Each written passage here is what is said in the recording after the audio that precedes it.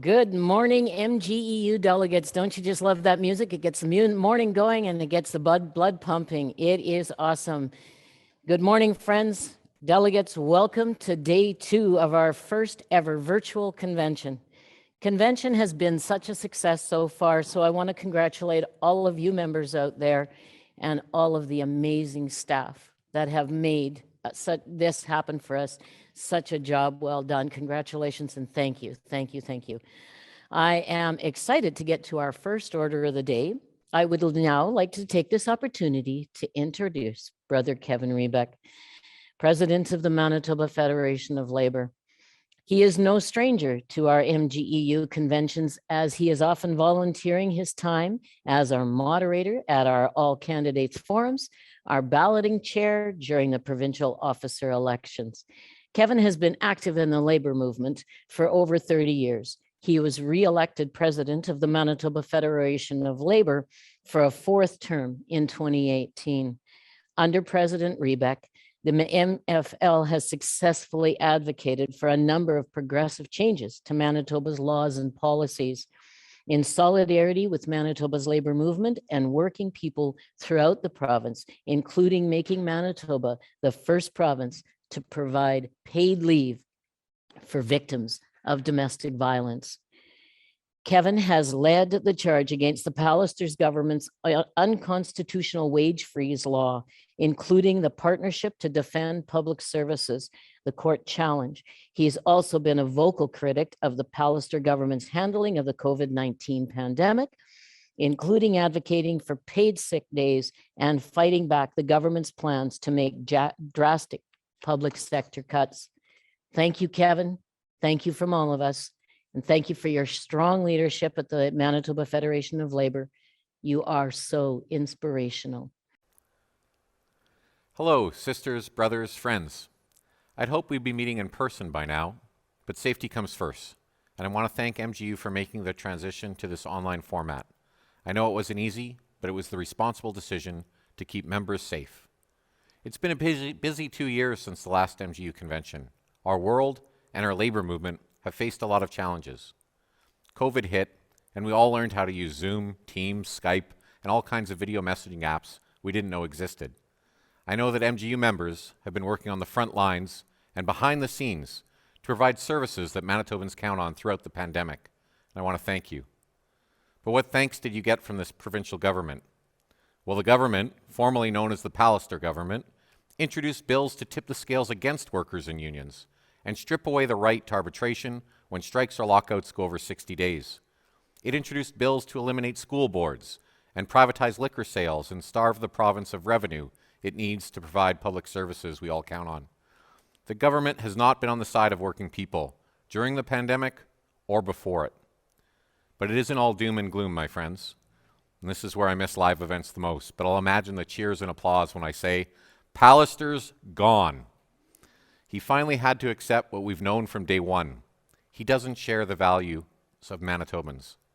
Thanks to the advocacy of MGU and other unions, and with the help of the NDP official opposition, 5 pieces of Pallister legislation, which would have done major damage to our province, were thrown in the trash. And let's make sure that's where they stay under the new premier. We saw thousands of Manitobans wear orange shirts for September 30th, the first National Day for Truth and Reconciliation, and we've called on this provincial government to recognize the day as a provincial statutory holiday, but they didn't deliver. They did take a step in the right direction and made it a day off for provincial and school workers, but more importantly, Manitobans have been talking about systemic racism, residential schools, and the Truth and Reconciliation report now more than ever before. We need to keep doing that, and we need to enact change, including the calls to action of the Truth and Reconciliation Commission of Canada. We saw Canadians re-elect a minority federal government, rejecting right-wing politics and austerity measures, and saying we want a more center-left government that protects workers' incomes and provides support as we recover from the pandemic. Thanks to the decades-long work of so many childcare advocates, we have a real opportunity for $10 a day childcare for Manitobans, which will make a huge difference for so many working families. We need to ensure these are good family-supporting jobs or careers for the workers in this sector by ensuring the public dollars are invested in new public and nonprofit spaces. We have more work ahead of us provincially to protect public services and stop privatization. We know that Pallister may be gone, but his agenda is still very much on the table, and we need to keep fighting for working people in Manitoba and for the public services that they count on. That includes fighting to make the minimum wage a living wage, not one of the lowest minimum wages in the country. It includes fighting for paid sick leave for all workers. It includes increasing mental health supports, particularly since the pandemic has taken such a toll on the mental health of Manitobans. Your union has been on the front line advocating for more investments in mental health. And it includes fighting to protect and strengthen public services, as MGEU has been doing. I'm thankful for MGEU's leadership in our federation. You're well represented with Michelle, Charlotte, Jean-Guy, Jesse, Ed, Susan, Kirk, and Carol on our executive council. You're active in our committees and conferences and now webinars. And I always see MGEU on picket lines and demonstrations because you know the importance of solidarity and working together. I'm proud to stand in solidarity with MGEU and our entire labor movement as we try to make life better for all Manitobans. Together, we are stronger. I know you've got a full agenda for your convention and look forward to working with your leaders, with your activists, and with your incredible staff team to make the Manitoba labor movement even stronger and to push our provincial government to treat workers with respect. Have a great convention. Kevin, absolutely wonderful. Thank you so very, very much for being willing to do this virtually for us, to making sure that the MFL is a part of our convention.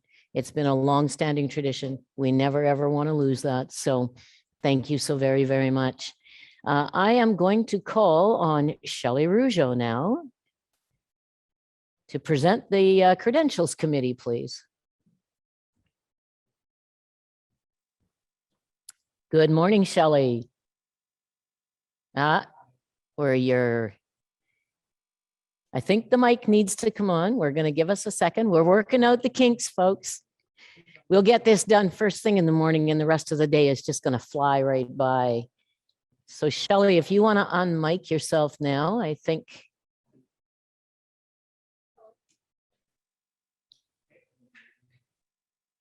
No, I still can't hear you. We're giving it a minute. Yes. Oh. Okay. So I am being told that her mic is not working so great. So we are going to go to Diana Schultz. I'm so sorry, Shelley. We'll get that working. Diana, if you please. Good morning. My name's Diana Schultz, local 410 Tech Prof, and I'm a member of the Convention Credentials Committee. On behalf of the committee, I provide the following report. The total number of registered delegates is 223. The total number of registered official observers is 7. As of 9:08 a.m. this morning, there were 193 registered delegates in the virtual convention hall, and there were 6 official observers participating. I move acceptance of this report of the Credentials Committee. Thank you very, very much. Do we have a seconder for the Credentials Committee? Remember, folks, hit that line, type into the virtual. We have Lisa Canada is seconding. So Lisa Canada has seconded the credentials report. I would ask to vote, and I'm giving a couple of seconds to make sure that we are getting that up on your screens. And again, folks, remember, in case you didn't refresh from yesterday, refresh your ballot. Once the polls open, cast your vote. Once you voted, make sure you hit confirm so that your vote is confirmed. And once you see that voted successful sign, you know that it has counted. So folks, we are asking very shortly, the poll will be open and we will be able to go ahead and vote on our credentials. And I'll just put Janet on notice that she will be coming up next once we've got this done. So I hope everyone's having a wonderful morning. I hope you've all had your coffee this morning. And I have to say, sometimes I'm a little bit jealous thinking you're sitting back and part of this at home and being able to just sit in your living room, have your coffee and relax and enjoy the convention. Again, definitely miss not doing this live and having all the energy and all of the having awesome delegates being able to get up to the mics and speak. This is a little bit foreign for us, but we are getting used to it. I have a feeling this might be happening for a little while yet. I don't think COVID is done with us from what the experts are telling us. So we're just waiting to see if the poll is open. And it looks like they're just having a little bit. It is open now. So I will ask the delegates, please go ahead and vote to accept the credential report.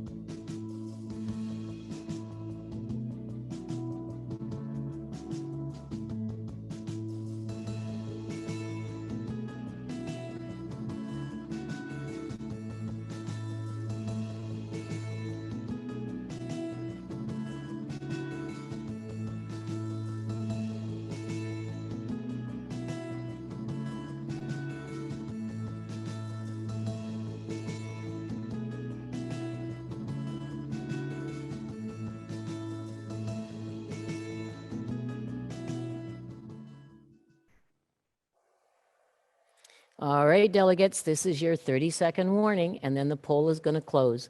So if you haven't, make sure that you've refreshed your ballot and cast your vote, hit confirm, and make sure you've got that vote successful sign comes up for you. Again, you're down to about 20 seconds now.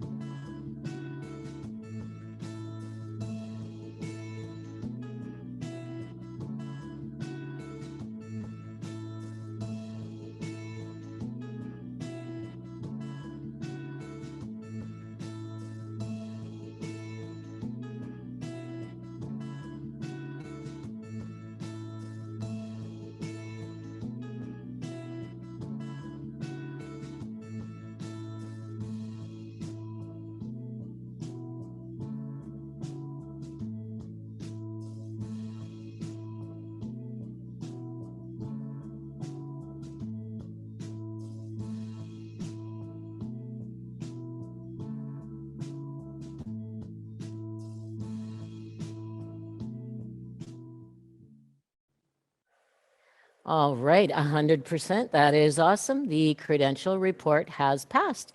And now I'm going to thank you to the credentials committee. Thank you, Diana, for stepping in quick, and Shelley will make sure that that mic is working soon.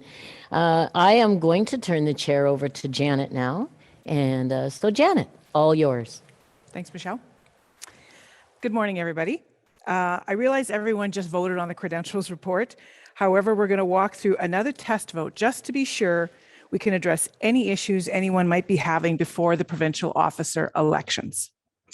Delegates, please scroll down to the secure voting section of the website and click Next Vote to refresh the page. At this point, you'll get the refresh ballot question, or you'll be required to re-enter your voter ID and password. Once the poll is open, please cast your ballot. Once you submit your vote, ensure you can hit confirm in your vote selection in order to be submitted successfully. Data on the spot. When you're ready with the ballot, please let me know.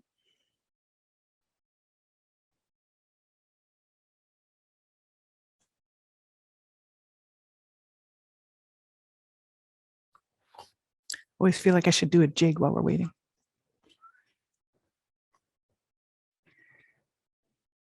Okay, the ballot is open, delegates. Please cast your ballot, your vote.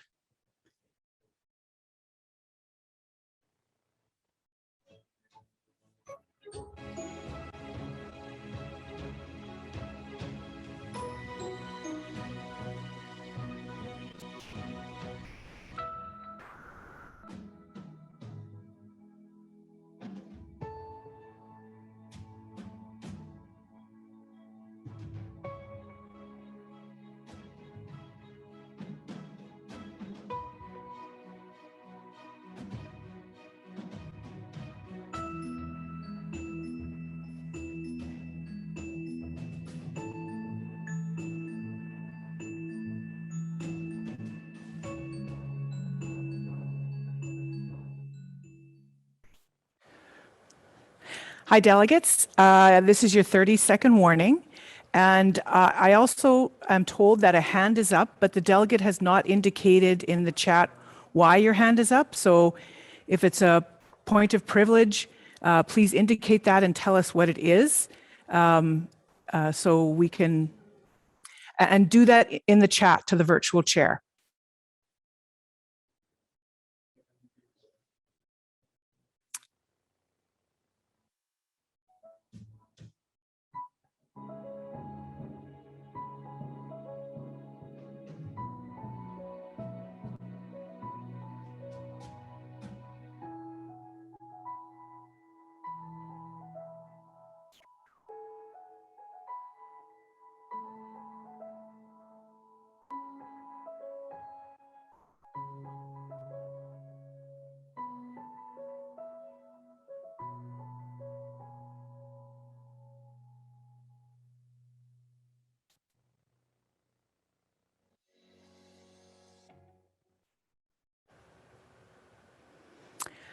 Okay, it passed. Thanks, delegates. Now I want to explain a little bit about the election process this morning for those of you that are new to convention. To be declared elected, a candidate must receive a majority vote, which means 50% plus one of all of those who cast a ballot. Where, after the first voting, if one candidate has received a majority of votes, the candidate then will, with the least number of votes, will be dropped off the ballot, and then we will vote again. And we will do that until one candidate has 50% plus one. And if there's a tie, we vote again. I haven't seen that before, but it could happen. We'll be asking the candidate scrutineers, as well as Kevin Rebeck, MFL president, as the balloting chair, to review the election results in a breakout room before we announce the results to the delegate floor. A reminder that nominations are closed. And if you're looking for candidate information, it's found on our website, but I would certainly encourage you to be watching the candidate speeches this morning. We're now going to be in elections, and we will begin with the position of president, followed by the election for first vice, then second vice, then third and fourth. Actually, we won't do one for second. I take that back. I will ask the nominating, I would ask the nominators and candidates running for president to be ready for your speeches. Just as a reminder, speeches by candidates shall be made separately for each position. The order of speeches for each position was decided by a draw yesterday. The nominator for any provincial office or position is entitled to make a speech of up to 3 minutes. The nominee for any provincial office or position shall be entitled to make a speech of up to 5 minutes. And all of them know that just like when we're at convention, the mic goes off when the time is up. At the conclusion of speeches, delegates, again, you'll scroll down, go to the next vote, and at this point, you'll get a refresh ballot or be required to enter your voter ID and password. Once the poll is open, cast your ballot. Once you submit your vote, again, ensure you've hit confirm in order for your vote to be successfully submitted. Once you hit confirm, you will not be able to change your vote. For each vote, the polls will remain open for 4 minutes. A reminder that once the ballot is closed, we'll be asking the scrutineers to join us in a Zoom room, breakout room, to review the results before announcing. So I just want you to know it's going to take a bit of time. The 4 minutes to make sure everybody votes, and then a few minutes for the scrutineers, and then we'll come back to announce the results to everybody. The results will be announced shortly after the speeches, and balloting will proceed then for the next position election. I would like to invite James Alexander to start their speech.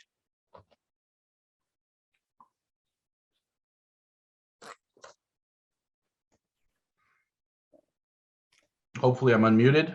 Good morning, sisters, brothers, and friends. My name is James Alexander, and I'm the newly elected Vice President of Local 14 Corrections. For those of you who know me, you can probably guess how excited I am to virtually stand up here and speak. Fortunately for all of you, I will not be speaking about myself today. Rather, I'm speaking in nomination of my component director and longtime colleague, Dylan Omdahl. As I'm sure you're all aware, Dylan is running for the president of the MGEU, and he has told me that I have the distinct privilege of informing you of his vast credentials. Dylan is the current corrections component director, a position he has served in for the last 5 years. He has helped lead corrections through many difficult times, including the closure of our Dauphin facility and, of course, the global pandemic. However, along with the difficulties, he has also helped to rack up huge victories for our membership. This includes his integral role in mental health support training in our workplaces, as well as major victories in stat time and overtime as time off, which has sweeping implications across the civil service. He has also represented our members on many committees previously, most recently on grievance and appeals. Over the last 3 years, I have had the pleasure of working closely with Dylan on component and in bargaining. With this government, often a blessed exercise in futility. Despite the difficulties we faced in those rooms, Dylan remained a level-headed leader. He helped to guide negotiations and to settle arguments, and that was just with our side of the table. More important than Dylan's activism is his standing as a distinguished member of his community, a proud single father of 2 who has also taken on the role of adopting his 2 nieces. He spends his days rushing back and forth between sporting events, schools, community events, and somewhere in there, he still finds time for the picket line and the MGEU. This speaks volume about his passion and dedication overall. Dylan brings this passion and leadership to everything he does, often offering a logical and sobering opinion on difficult and nuanced topics. Need someone to go over the finer points of Bill 28 and its ramifications? Dylan is there. Need to strategize on how to tackle the employer at PLMC? Dylan is there. Need someone to help you move? Well, Dylan is there, but he'll constantly remind you about it. In all seriousness, I asked Dylan what his campaign represented, and he summed it up with one word: unity. Unity is something that we are in desperate need of currently. The world is in a global pandemic, with vaccinations being stood on as a divisive issue in both the community and the workplace. Previous to that, the MGU was coming off the heels of over 9,000 lost members, something that has divided not only our union, but the labor movement as a whole. Dylan plans to be the change that provides that unity. His goals may be lofty, but he has the experience and expertise to tackle them. I could continue to speak about Dylan's good qualities ad nauseum, for example, his strength of character and creativity and problem-solving abilities. But to be honest, I think I'd be a poor replacement for the man himself. So with that said, allow me to introduce to you the next president of the MGEU, Dylan Omdahl. Thank you, James. I would now like to invite Dylan Omdahl to begin his speech for the delegates.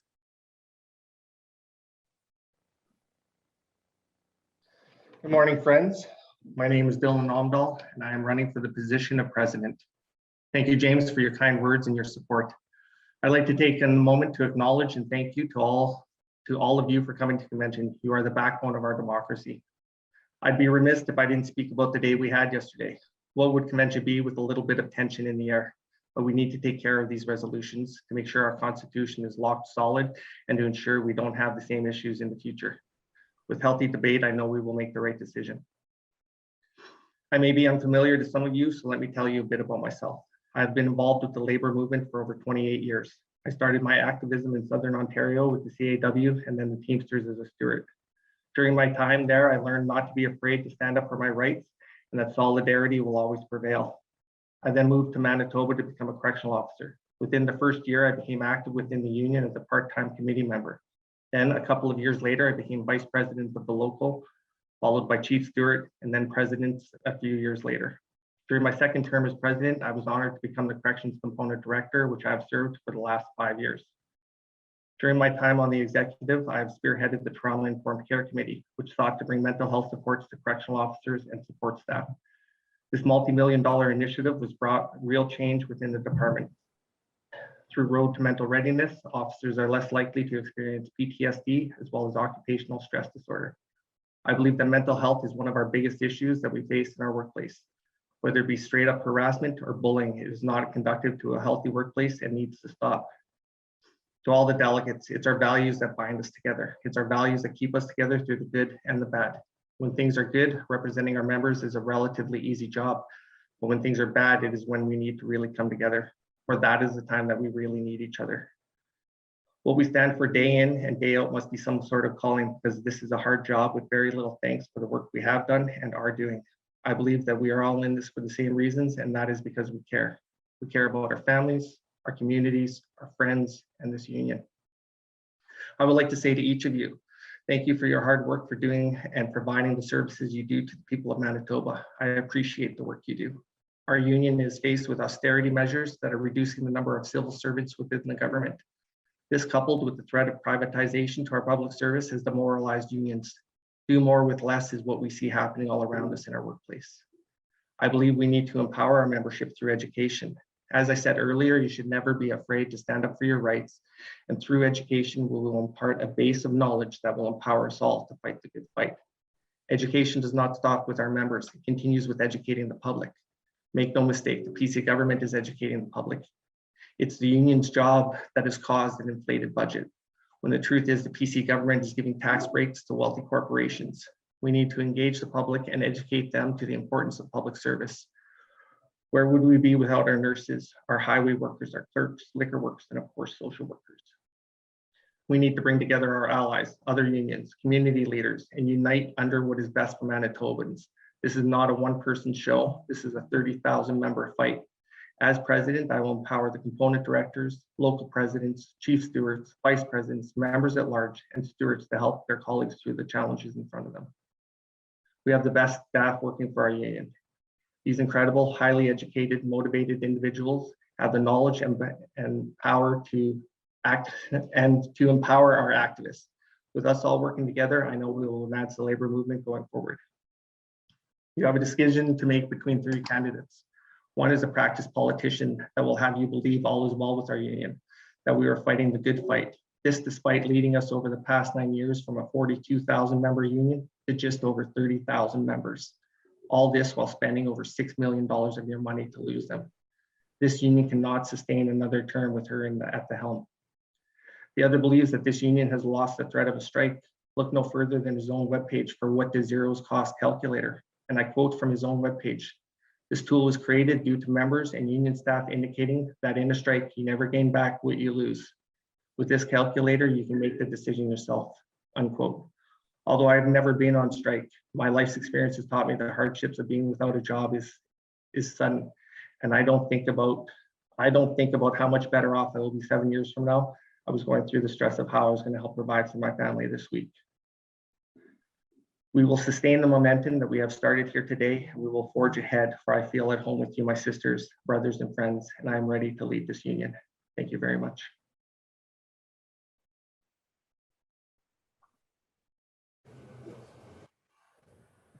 Thank you, Dylan. I would now like to invite Michelle Skabinski to make her speech. Good morning, delegates. My name is Michelle Skabinski, and I am a senior software developer with the Civil Service. I've been involved with MGEU for over 20 years, and I'm the component director for administration. Good morning, delegates. My name is Michelle Skabinski, and I am a senior software developer with the Civil Service. I've been involved with MGEU for over 20 years, and I'm the component director for administration. I can stand in front of you and read Michelle Goronski's credentials, just like I did mine, outlining her 27 years of activism with MGEU in multiple capacities, but we'd be here all day. Instead, I want to share with you a few things that illustrate Michelle, who Michelle is, and why she should remain our MGEU president. I have witnessed firsthand a hardworking, strong, and fierce advocate who fights the good fight during some of the toughest times union members have experienced and are still facing within Manitoba. Things such as draconian legislation, removing our chartered rights to bargain collectively and in good faith. Being in the workplace is very trying and challenging for many of us. Rights are being stripped away and knowing that we face repercussions if we speak out. Michelle speaks for us. She is our voice. Michelle has weathered many union busting challenges from this government, and the battles have been many. Michelle always acts with integrity and truth. No false promises made or broken with Michelle. Michelle has a strong, respectful working relationship with the media. She is our voice and says what needs to be said. She can get the information out and be heard. She is one of the predominant faces of the labor movement within Manitoba. Michelle rallied and spearheaded countless marches and information pickets. Members joined with Michelle as she led the as a true leader does. Even with the pandemic, Michelle has ensured that many meetings were held during public health restrictions while facing this uncharted territory. Now, spearheaded by our board and Michelle, working to accomplish the best possible outcomes. Michelle sits on the NUPSI board and finance committee, and in days gone by, sat on the NUPSI women's committee. She is an executive officer on the MFL.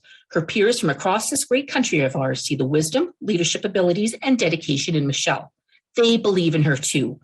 We need a solid foundation with proven experience to take this government on. Our fight is not over. We don't need to reinvent ourselves with someone who doesn't know the players at the legislature or in other labor organizations. Michelle has proven she is ready and willing to stand up to the challenges. She knows the players at the table, and we cannot lose her experience and knowledge. We mustn't play the proverbial game of cat and mouse with our members' lives. Personally, she is kind, understanding, and a compassionate leader who leads with integrity and honor, constantly thriving to meet with as many members as she can throughout this province. Her can-do attitude that has been proven within our union is so important, it cannot be diminished. That's why I encourage you to re-elect Michelle Goronsky, our proven leader, for president of our union, our beloved MGEU. Thank you for your time.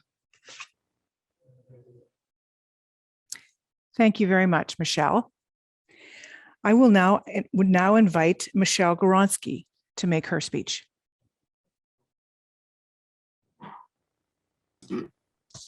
Good morning, delegates, sisters, brothers, and friends. I am delighted to stand before you today to ask you to support my bid for re-election as your proud MGEU president. But first, I want to thank Michelle Skibinski for her nomination.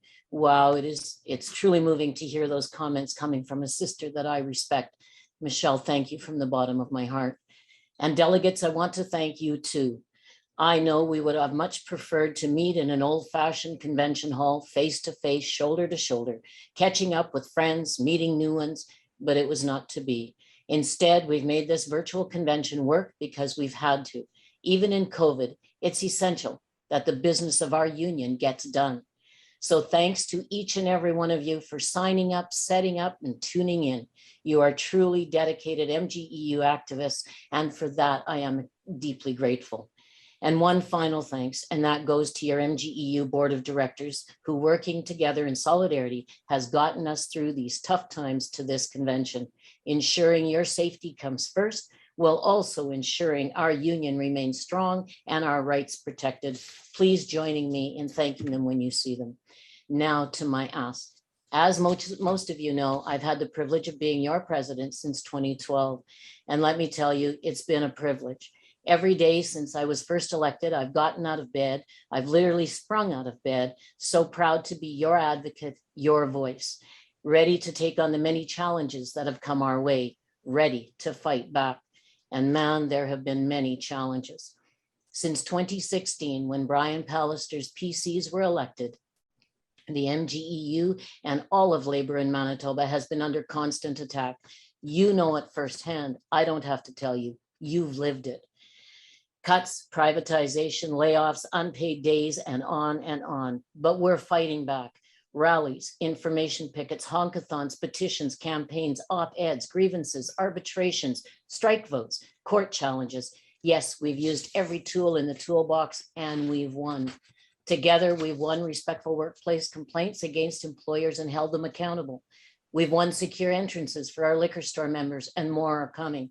We backed them off liquor privatization. We've won a no layoff clause in civil service. We went to court and won our fight against wage freezes. We went to court and forced the government to go to arbitration on the civil service contract.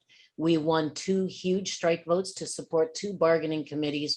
And just this week, we won an arbitration where many of our members are receiving thousands of dollars in retro monies. I know we've taken some hits, yes, but we've prevailed. We've backed them off and won.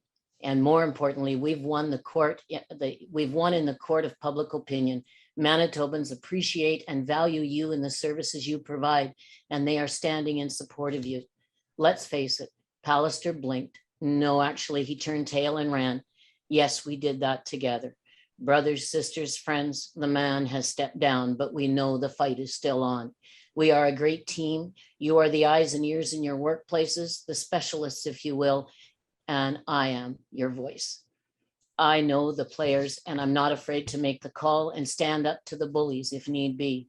We've turned the corner on bargaining, and there's wages on bargaining tables. We have to go hard. We've got a couple of strike votes in our pockets, but we may need a few more. We'll have a new premier in a few short days. I have no illusions, but they've started a conversation with us, and we need to take advantage of this. We owe it to our members. I believe I have the experience, the commitment, the energy to continue to lead our fight, to continue to win for you and our cause. As always, my door is open, and you are all welcome anytime.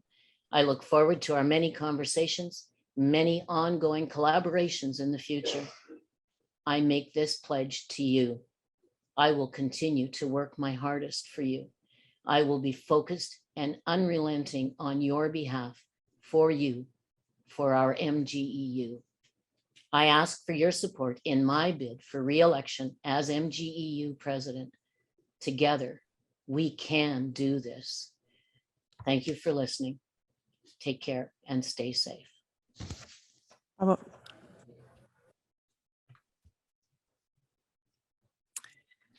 Good morning, delegates. We've heard from some folks that the live stream, if you're watching on live stream, that there's an echo, and we're working on that. For delegates, observers are in our live stream, but our delegates, you have a Zoom invite. And if you go to the Zoom, you will not have the same difficulty. So if you're a delegate, we encourage you to be participating on the Zoom, and we are working on the problem on live stream. So our apologies, but we're going to work on it. Thank you so much for your patience, you guys. I also want to mention now we are going to open the ballot. Oh, pardon me, my apologies. I would like to now invite Kimberly Lynn to make her speech. My apologies, Kim.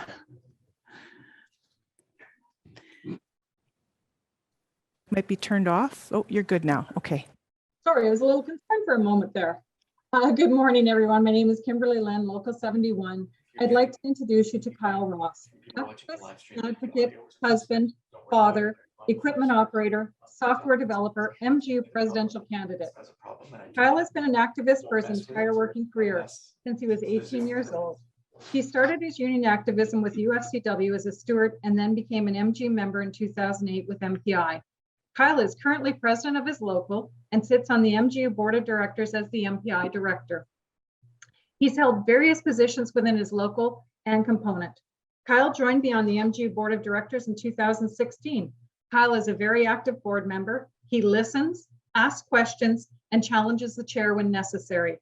Kyle and I have not always seen eye to eye at board meetings, but we respect each other's opinion and point of view. He asks questions and wants to know more than what is put in front of him. Kyle is balanced. He understands his seat on the board is not just to serve the MPI members, but the MGEU members as a whole. Kyle chairs the Tech Change Committee and also sits on the Risk and Strategy Committee. Kyle is driven, committed, and an advocate for all MGEU members. Kyle is very active in his home community as well. He is VP of the Dugald Community Club, volunteers his time to look after his community outdoor rink, and is president of SMOL. It's a mixed softball league. Kyle leads a very active life with his wife and 2 children. He is very much driven by a sense of fairness and treating others as he would like to be treated. Kyle has a drive to see this union become all that it could be. We as a union have been very divisive for the last few years. It is time to heal these wounds. Listen to the boots on the ground members and get back to being a member-driven union that we were supposed to be. My experience with Kyle is that he's an active listener. Kyle is here to listen to all, not just a chosen few. And he will take that time to hear you out. A vote for Kyle brings us back to our member-driven roots and makes us a strong union once again. Thank you all.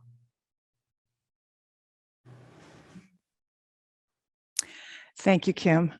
I would now like to invite Kyle Ross to make his speech. Thank you, Kimberly. Hello, brothers, sisters, and friends.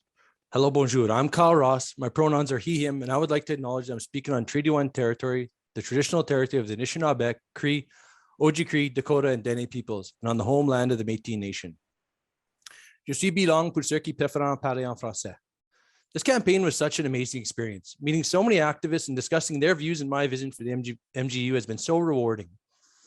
During these conversations, we usually discuss the healthcare losses or difficulties to get members to attend local meetings. We usually ended up at the same conclusion. The MGEU needs to grow to be successful. It feels like we're stuck in the 90s, but at that time, our members were active and ready for that challenge. Currently, we are not. The incumbent will tell you that we need to stick with the status quo and we need to maintain stability. I ask, what stability? Didn't we just lay off a bunch of staff, lose 10,000 members, and being accused of raiding by Wanty, that's the Winnipeg Association of Non-Teaching Employees? If now is not the time for change, then when? We've been under attack by this conservative government for 5 years. We've hardly even put up a response. It's time for all of us to stand up together for each other. We need unity, solidarity more now than ever. Our union has forgotten that the locals and their leaders make us successful, and we need to get back there. We need to talk about member engagement. And I'm not talking about members reaching out to our president. Currently, the president would have you believe she's the keeper of all information. If you need info on your bargaining, talk to her, just as you suggested at the orientation. Workplace issues, talk to her. If you have any questions, talk to her. When this happens, it devalues the hard work of our staff and elected activists. We need members reaching out to their local leaders and staff reps. This is where that information lives and needs to be directed our members there first. This will build up trust and open up the lines of communication within the locals. This will also ensure that people who are most familiar with the issues are the ones answering the questions. Communication is something that I've been talking about for some time now and have had many conversations at the board and with activists about it. The way the MGEU communicates with us is broken. We don't need a monthly update of what our president did. We need to hear about the leaders in our own locals and the things they are doing to improve our working conditions. Our union is way bigger than our president, and we need our members to know this. If you go digging in the MGEU website, which I did, you notice that we used to post at the local and component level rather consistently. Then around 2016, this just stopped. We need to bring this back. The MGEU sends far too many communications that don't apply to the reader. I will stop the monthly President's 5-minute update. From my conversations, very few people read it. And I will start a new program that has our local leaders sending information out to their members that will actually read and care about because it pertains to them. This program will issue each local president an @MGEU email address. And this program could potentially be expanded to the table officers and stewards. And the message will come from these accounts. This will create a new avenue for members to reach out to their elected activists and create new lines of communication. Our union's leadership needs to change the way we lead. Right now, we have one leader at the MGEU. When I look at our union, I see more than 800 leaders. I'm talking about our elected activists.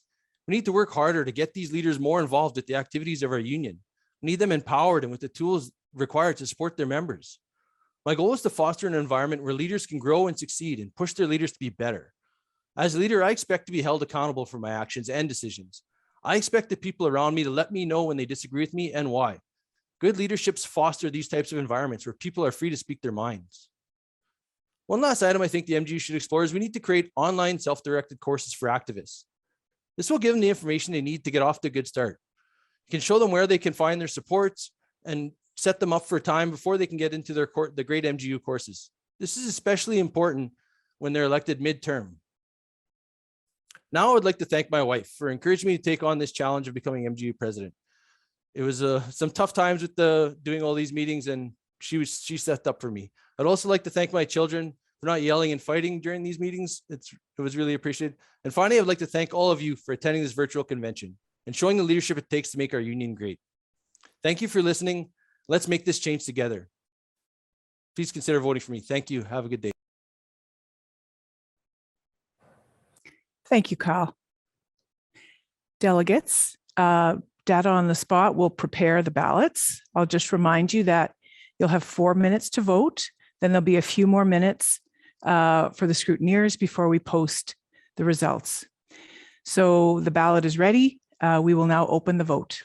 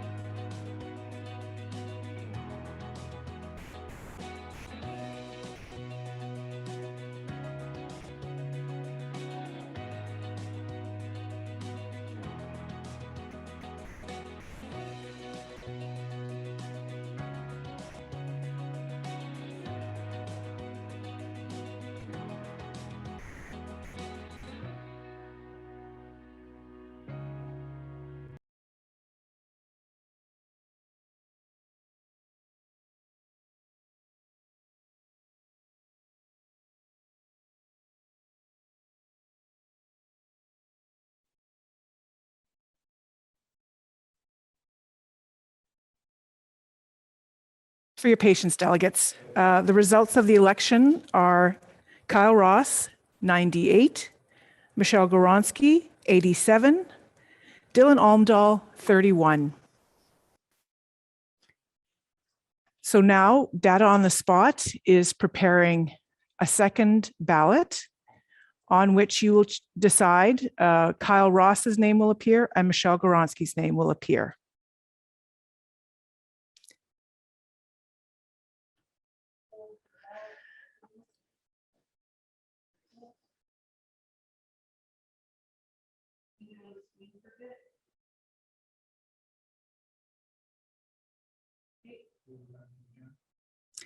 Okay, delegates.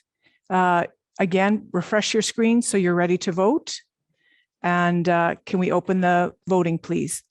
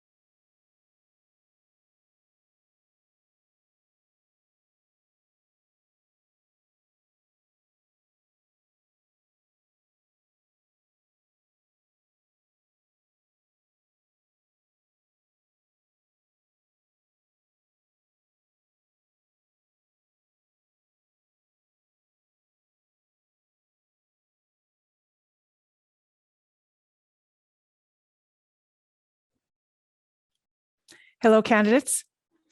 The results of the vote are Kyle Ross, 117, Michelle Goronsky, 98.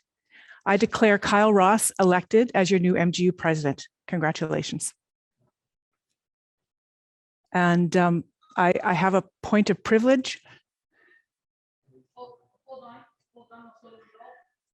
Oh, sorry. Michelle also has her hand up.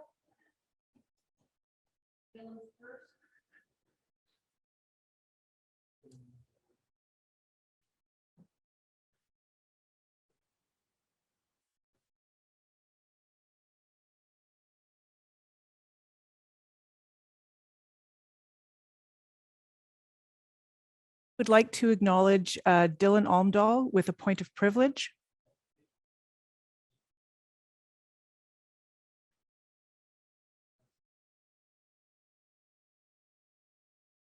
Dylan, we can't hear you. Thank you, Janet. I had raised my hand earlier and I've lowered it since. Thank you. Okay. Michelle Goronsky has a point of privilege.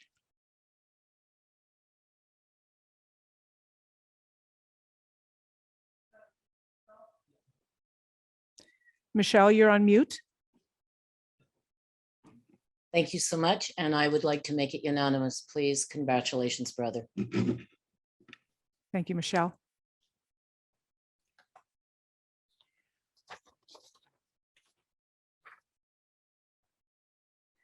We will now move to the election for your first vice president. And at this time, I would like to invite Steve Howells to make his speech.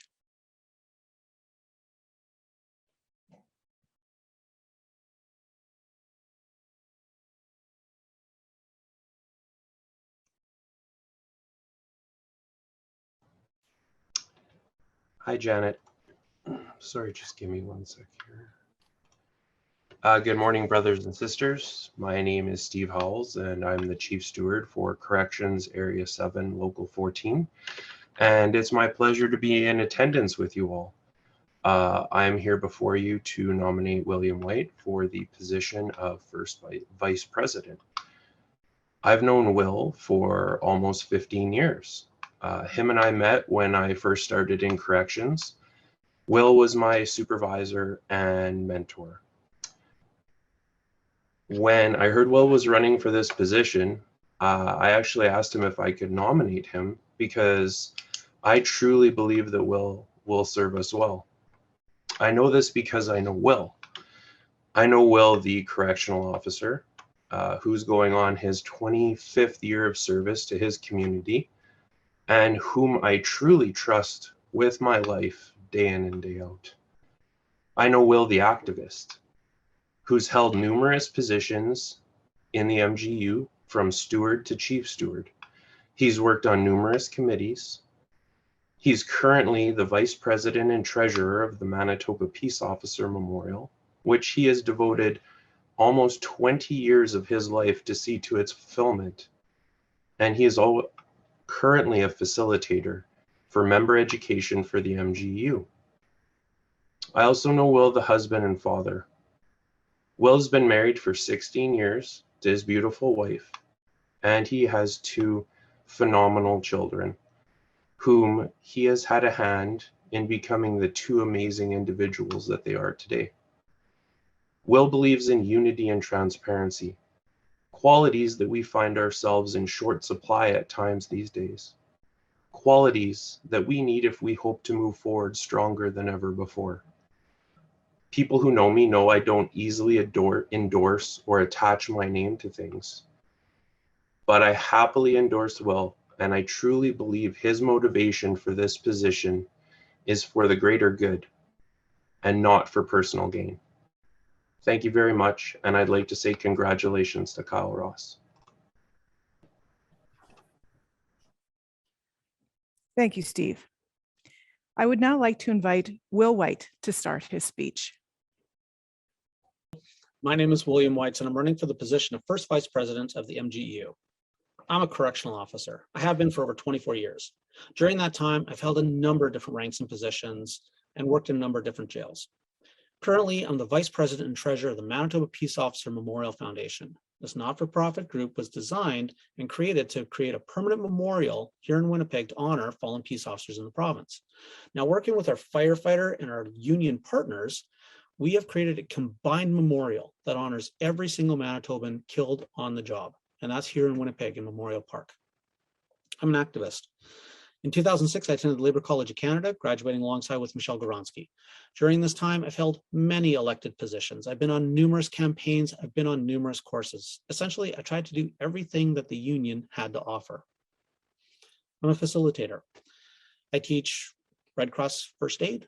I also help develop, implement, and train officers in a Road to Mental Readiness program, which is a suicide and PTSD intervention course designed for law enforcement personnel. And I've also co-facilitated a number of union courses. So chances are, if you've taken any of the introductory union classes, we got to meet at some point in time. Finally, I'm a father of two amazing, wonderful kids that one day are going to be entering the workforce. And I kind of want them to be in a strong union environment when they do, which is kind of why I'm here today. Initially, when I put in my papers, it was just Charlotte that was running. Charlotte's great. She's done some amazing things over the years, but a position like this is too important to just leave to one person running. You need to have options. You need to have a choice. You're lucky. You have some amazing people that are all coming to you with the necessary qualifications and ideas to make the job work. So we're lucky in that regard. But the reality is we have lost thousands of members over the last few years. We need to regroup. We need to reorganize. We need to heal our wounds, and we need to come back fighting. I want to give you a voice. It doesn't matter if we come from a large local like Corrections or a small one like Yam Park. Every voice matters. You matter. The end result is I want to build upon all the amazing things that the union has already done and create something stronger, something better, something that's far more responsible, and let's face it, far more transparent than what we have right now. I want something that we can all be proud of, a union that is united and not divided like we're seeing. Now, we've done some amazing things over the decades. We've made some amazing strides. We've done some wonderful things, but we've also dropped the ball a few times and made some big mistakes. We need to acknowledge that when it happens. We need to learn from it. We need to listen to what our membership is saying, and not just the good stuff. No, I want to hear the bad stuff. I want to hear from the people that are angry, that are disappointed, that are disillusioned, that feel that their union has let them down. I want to hear from them, so that way we can have a conversation and start to fix some of the problems that are there. We need to act on what we're hearing from our membership. And that's where I want to lend you my voice, so that we can go together to start fixing some of the problems that we see within.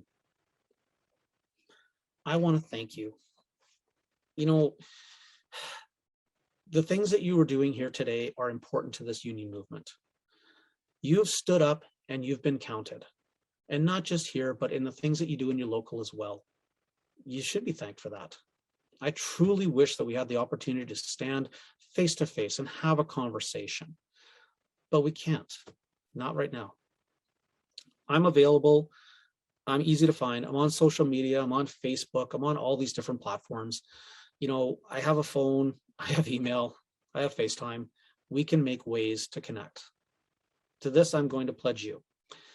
If I'm elected as your first vice president, I will make the time to listen to your concerns, to join you in your celebrations, realizing that every single local matters. You matter.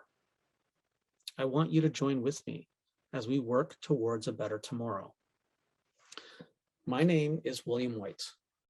I'm running for first vice president of our union.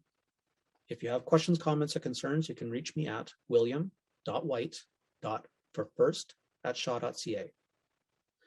Thank you again. Merci and miigwech.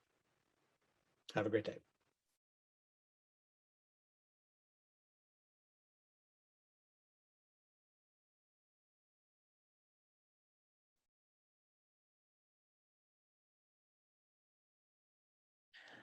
Thank you, Will. Sorry.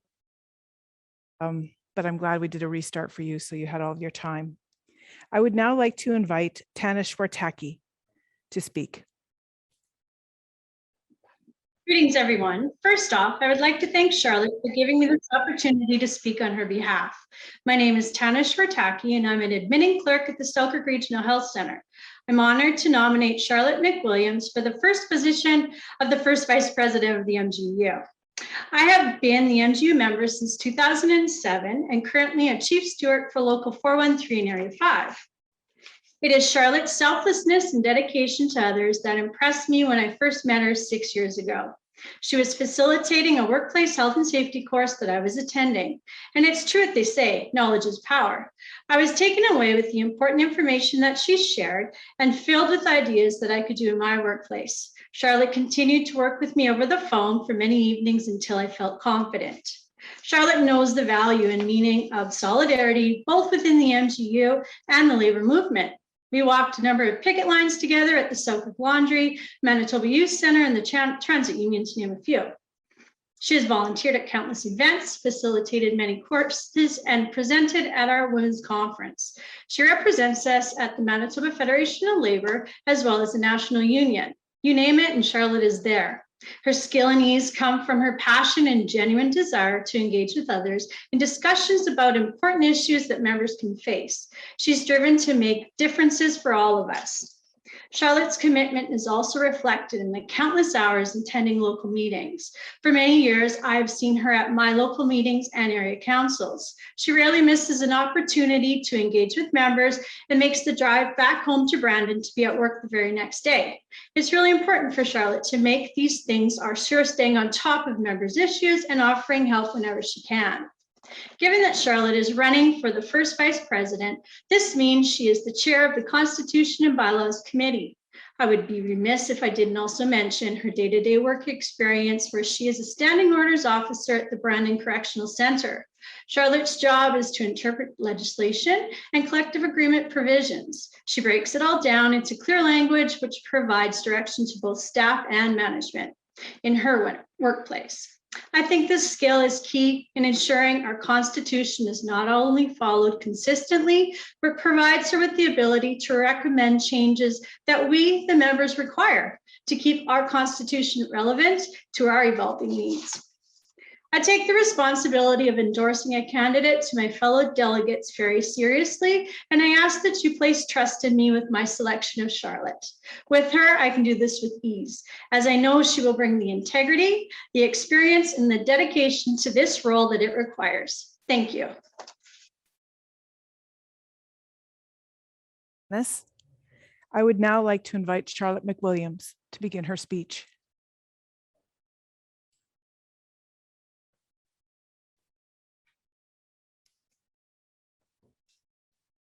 Good morning, delegates. Thank you, Tanis, for that amazing speech.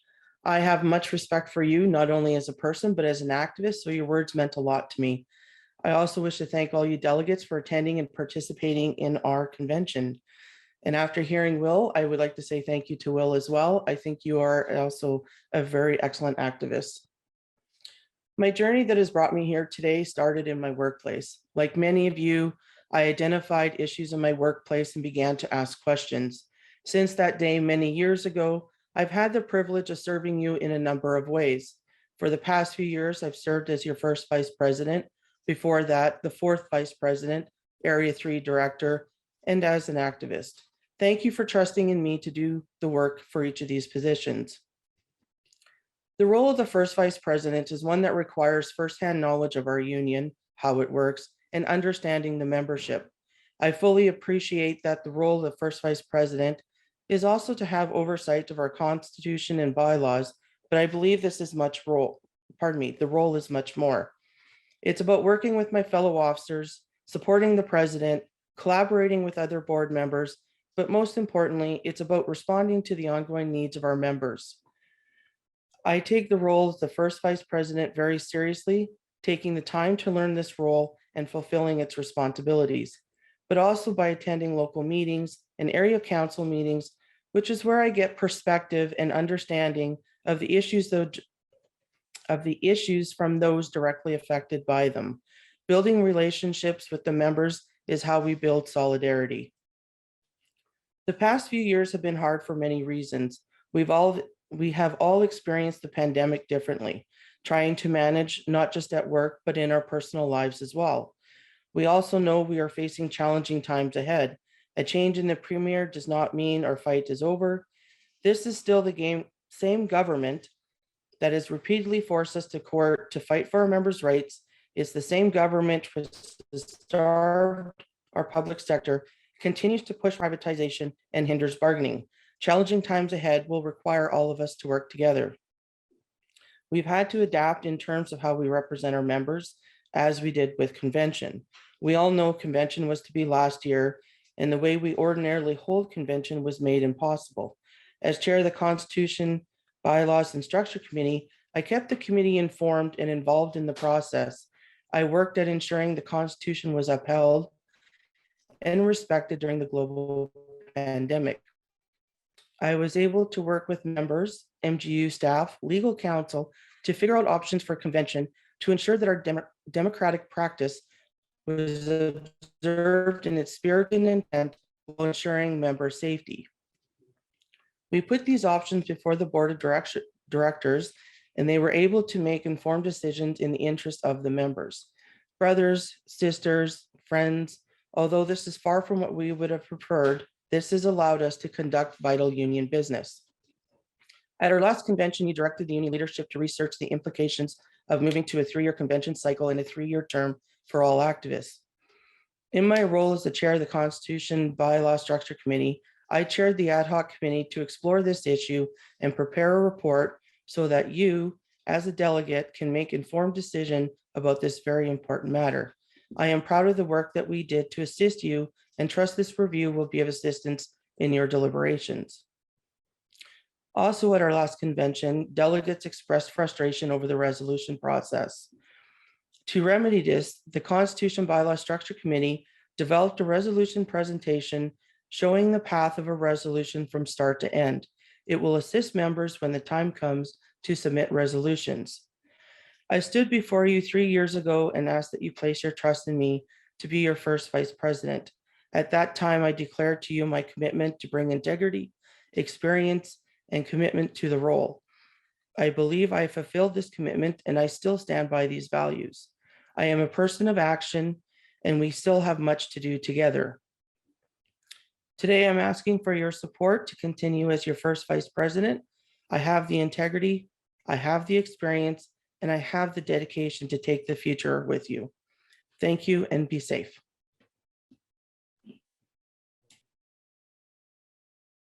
Thank you, Charlotte.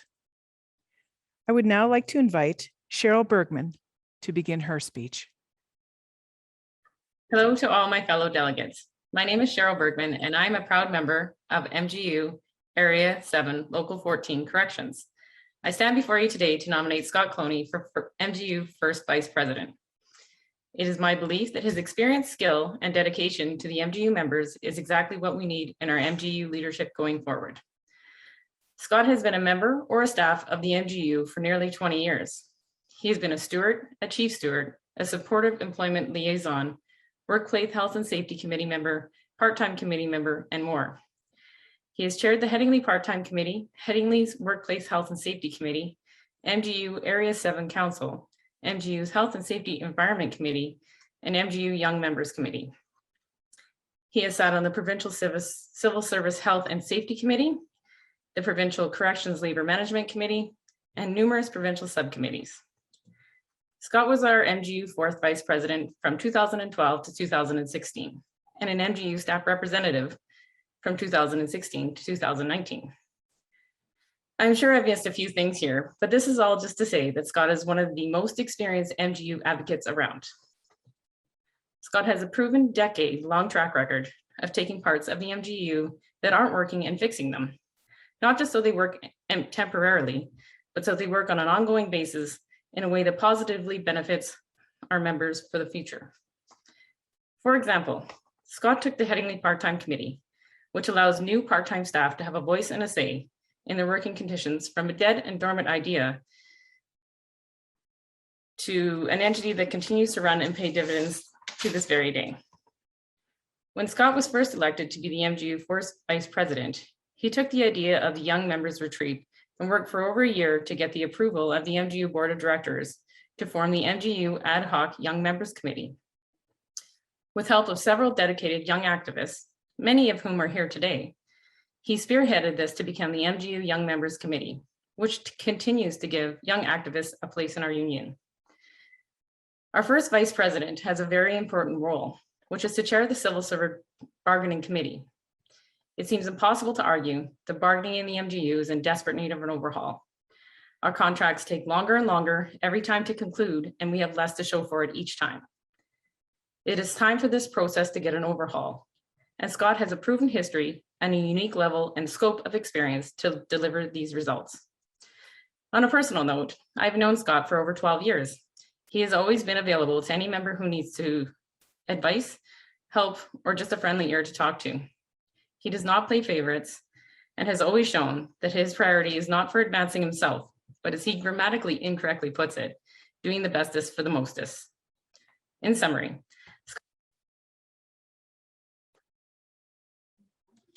Thank you, Cheryl. I would now like to invite Scott Cloney to begin his speech. Thank you very much, and thank you for that speech, Cheryl. I know that you were nervous about talking in public, and I do very much appreciate you doing that for me. You've been a very good friend. Well, guys, going last is both a blessing and a curse, because everybody else has spoken, and I'm standing between you and voting. But it also allows me the perspective of seeing everything else. So yes, my name is Scott Cloney, and I'm asking for your support to be your first vice president. Why am I asking that? We have real and clear that anybody can see after this convention constitutional issues. And I believe that I can help. I believe that we do not need large omnibus bills. What we need is the Constitution Committee working to come back to you, the members, with constitutional amendments that will fix these holes. We've seen the issues. Our board had to operate for over a year outside of the Constitution, and I applaud them for that. That was hard. They made hard decisions, and we should make sure that they're never put in that position again. Like Cheryl said, we have real challenges with our bargaining, and we need to get creative, and we need to work towards pushing this government to bargain with us and not just ignore us as they have been.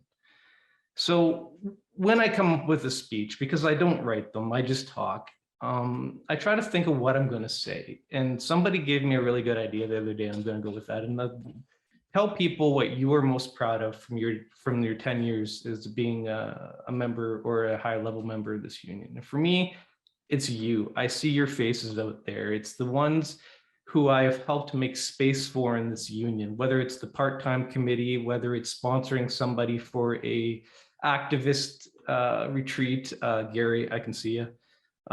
Whether it's the Young Members Committee, all I've ever tried to do is create space for you guys.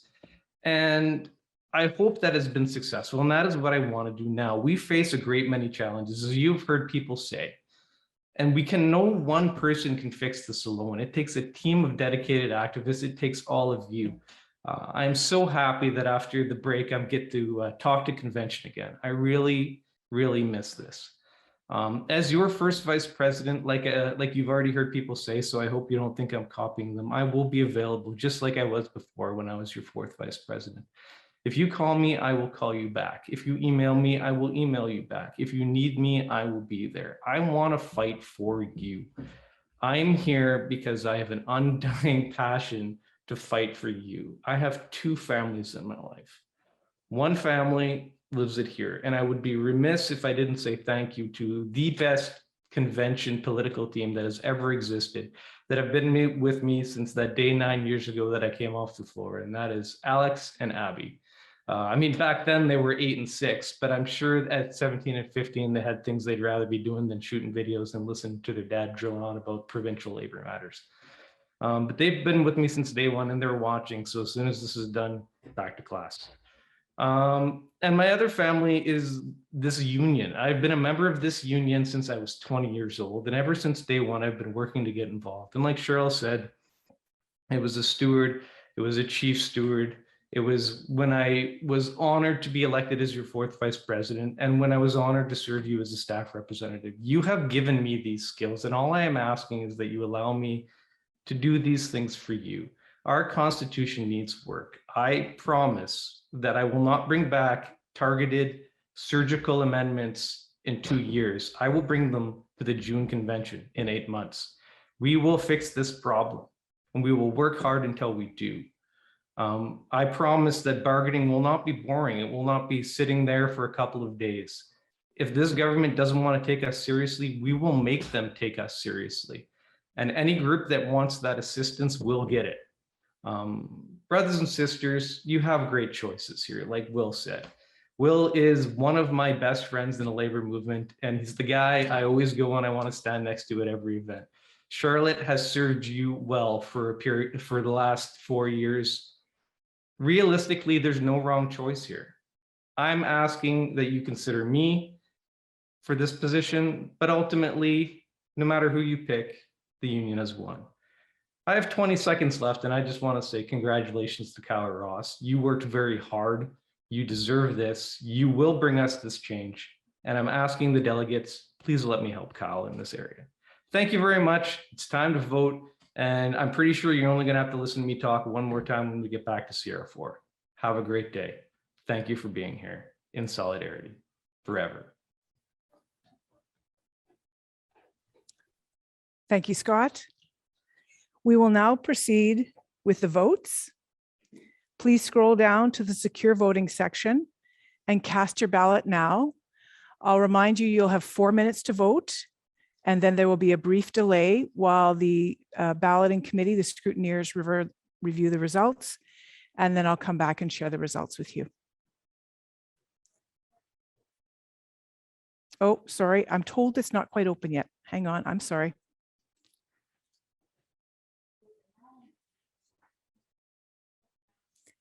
The vote is open, delegates.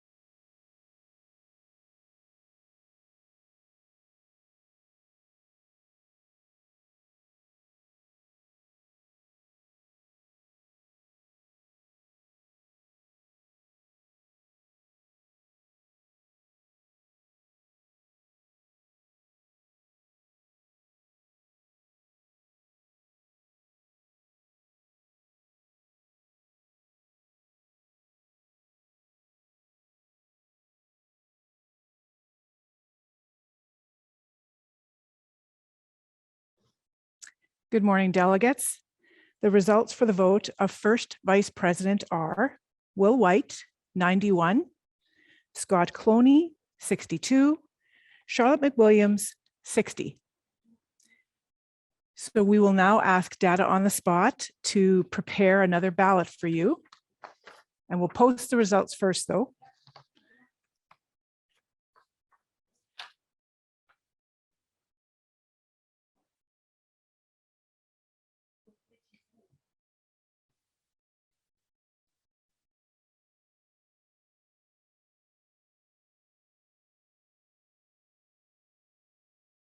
Delegates.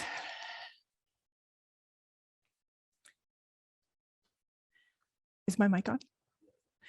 My apologies, delegates. The numbers were incorrect on my sheet. The results that were posted that you just saw on your screen, and I'll ask them to post it again, are in fact the correct results and have been verified by our scrutineers and the balloting chair. So I will ask to have those results posted again. My apologies to the candidates and the delegates. Scott Cloney, 91, William White, 62, Charlotte McWilliams, 60. So we will now ask data on the spot to prepare another ballot with Scott Cloney and William White's name on it. And I'll just beg your indulgence for a moment as they prepare the ballot.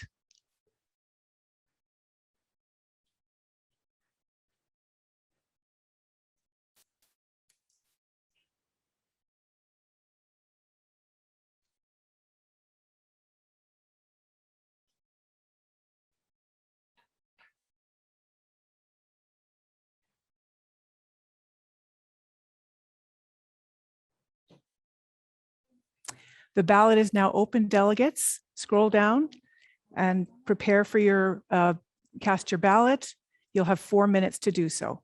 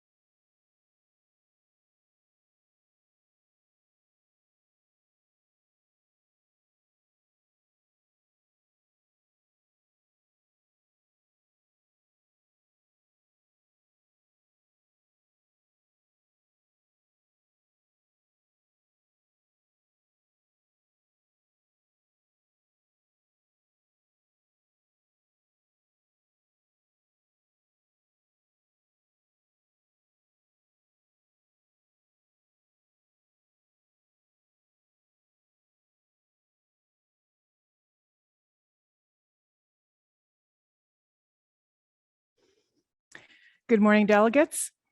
The vote results are Scott Cloney, 108, William White, 104. I declare Scott Cloney your first vice president. Congratulations. I'll ask Dots to post it because again, let's make sure I get my facts right again.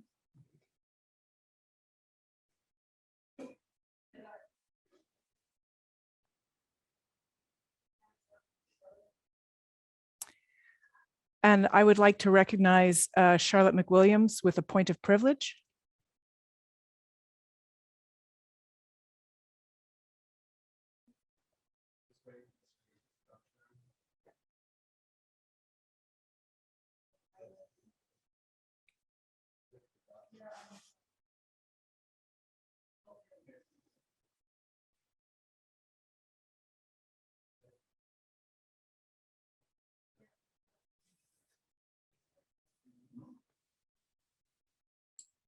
Great, thank you. I just wanted to make the vote unanimous and congratulations, Scott. I now have a point of privilege from Will White.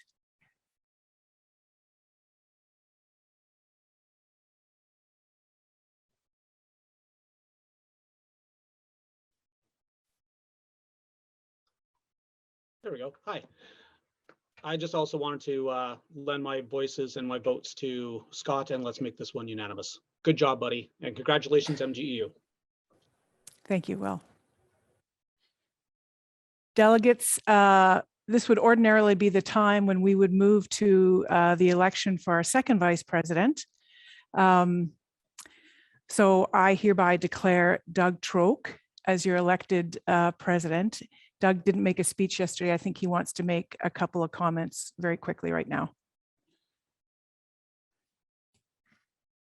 Thank you. Delegates, I would just like to thank all the delegates and the members of the MGU for your confidence in me as the second vice president. I also like to congratulate Kyle and Scott on being elected and look forward to working with the newly elected people and whoever's voted in for third and fourth and the rest of the board. Let's get the work done. Thank you. Thank you, Doug. Delegates, we will now move. Thank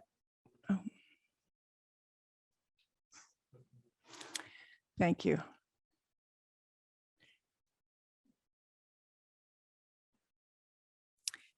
Delegates, we will now move to the elections for your third vice president. And at this time, I would like to invite Amanda Macbeth to speak.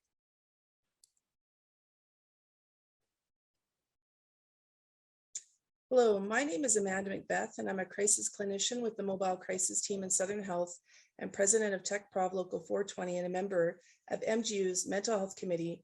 And I'm here to nominate Shelley Wiggins, our current third VP, to continue her role in the position of third vice president.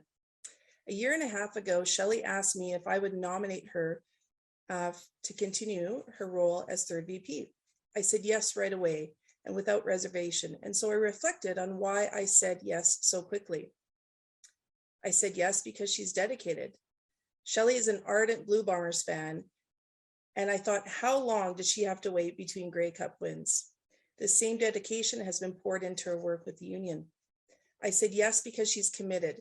She's held numerous positions, some concurrently, but as third VP currently and now running for a third term.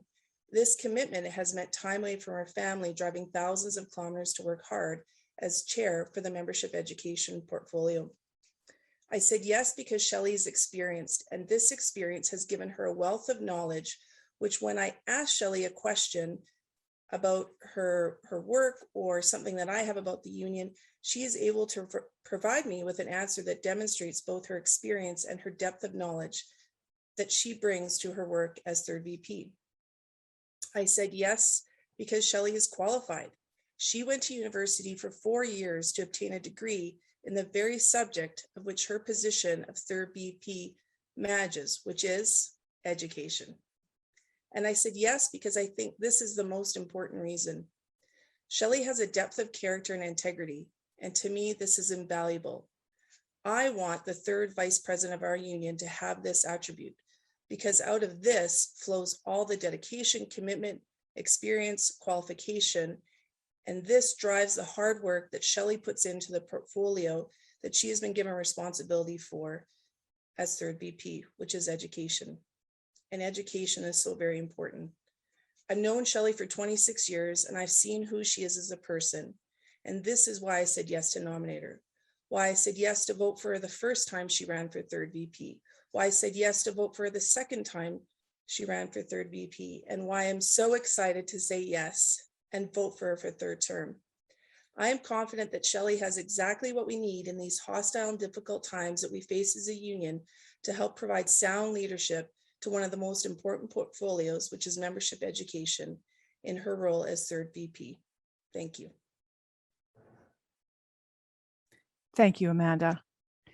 I would now like to invite Shelley Wiggins to provide her speech. Brothers, sisters, and friends, it has really been a challenging couple of years.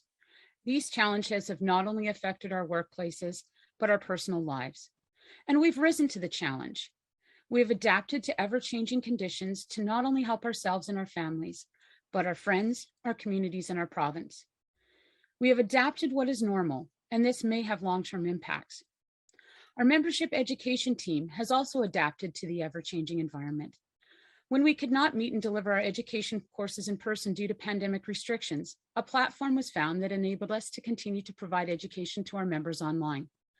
This online platform can be adapted in the future to provide ongoing educational opportunities, even when we can again meet in person. We need to continue to move forward, to adapt and provide progressive education to meet the needs of our members.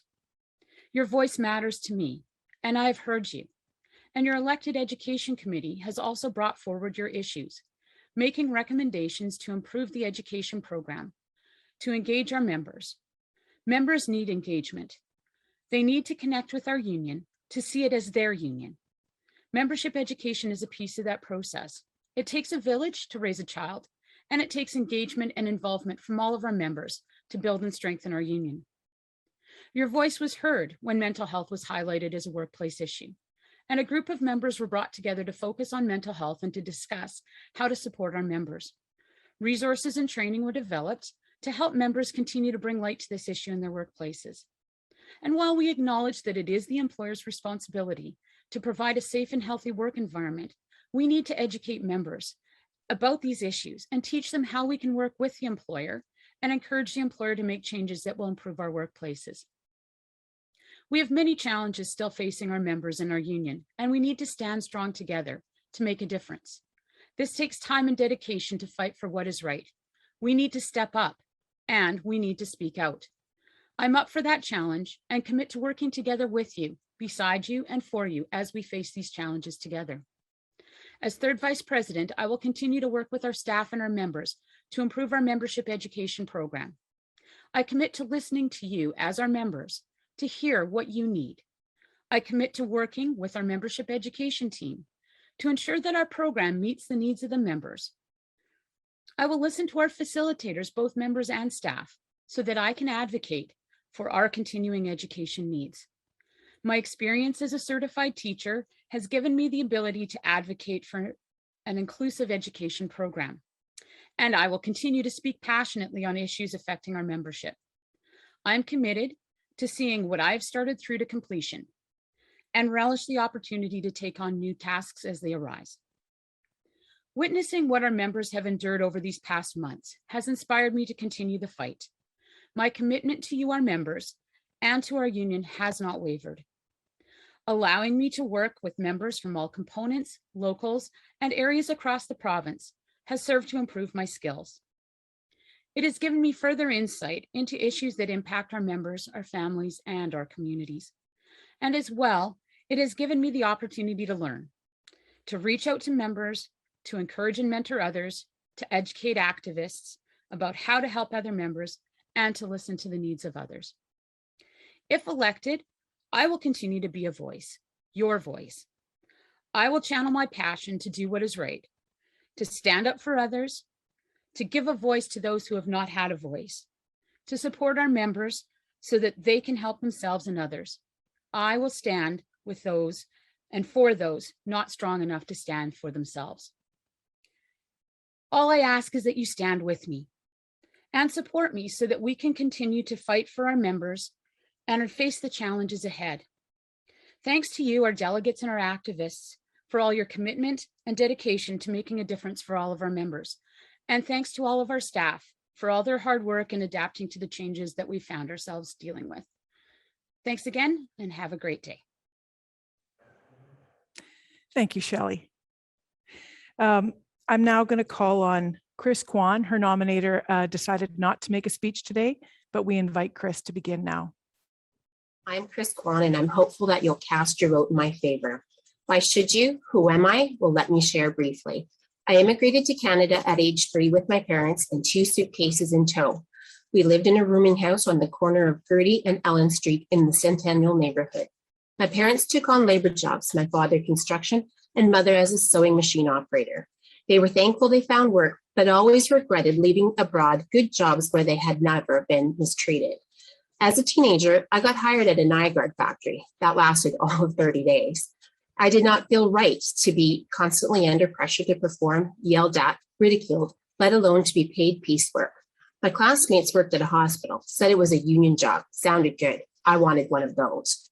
I'm a proud Red River College Polytech alumni who is humbled to have returned to college as a continuing education instructor. I'm also honored to have facilitated adult education for the University of Manitoba Faculty of Social Work, the Winnipeg Police Service Police Recruit Training Program, Niganin Center for Aboriginal Human Resource Development, Herzing College, Provincial Corrections, Youth and Adult Probation, training to inmates serving life sentences within Corrections Services of Canada, with the goal to provide inmate-supported interventions through a peer offender prevention service. Interlake Reserve Tribal Council, Little Grand Rapids First Nations, which was my first time on a float plane, and into Ontario, Shoal Lake 40 First Nations. These are but to name a few. Albeit my title is that of an educator in these settings, I too am a student, listening attentively and learning from all the people's stories, real life experiences. 5 minutes is not enough time to speak to the employer injustice and exploitation personally experienced for the near last decade. Nor does it allow one to share the acts of individual resistance rather than what should have been collective. I won't lie, at times was disappointed in our union, who sat silent when one felt scared, powerless, and unprotected. Not every member will have the tenacity to endure a similar struggle.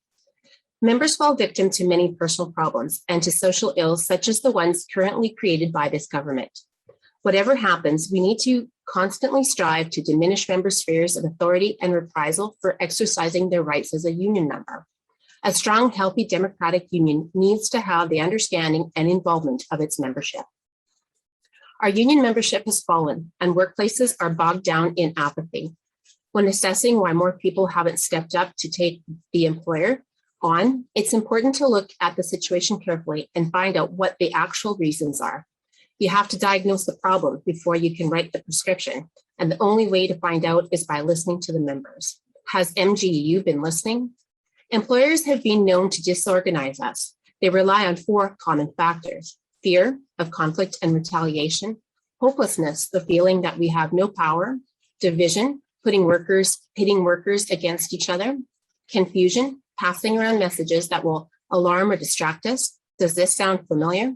Throughout my various work placements, I've been increasingly aware of membership being union ignorant.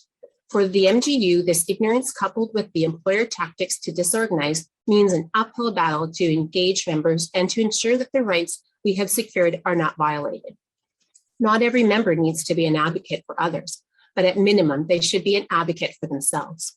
The future of our union is tenable, not only because of political effort to suppress us, but also because of the next generation of workers who enter the workforce without understanding what unions are and how organized labor can help them secure the best possible working conditions. I believe in being proactive rather than reactive. Divisiveness is infecting our workplaces. Increased trust and unity are critical if we're to make progress to address and solve these pressing dilemmas. Fundamentally, whether someone reacts in fear or unity comes down to trust. When people trust one another to act not only in their own best interests, but also prioritize the interests of others, then people will unite even more in difficult times.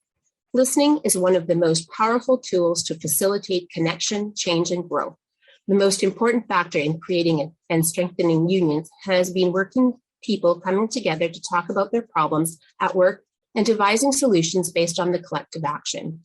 By doing so, we fulfill the primary purpose of unions to help members get more control over their lives. Union education is an essential tool in the building of participative lifelong learning for union members. Unions are always going to be dependent on the next generation for survival, which is why it is so important that they are taught early. Union education has always been the core of union action. We need to ensure members have a voice. Thank you, Chris. I would now like to call on Shirley Russell to make her speech.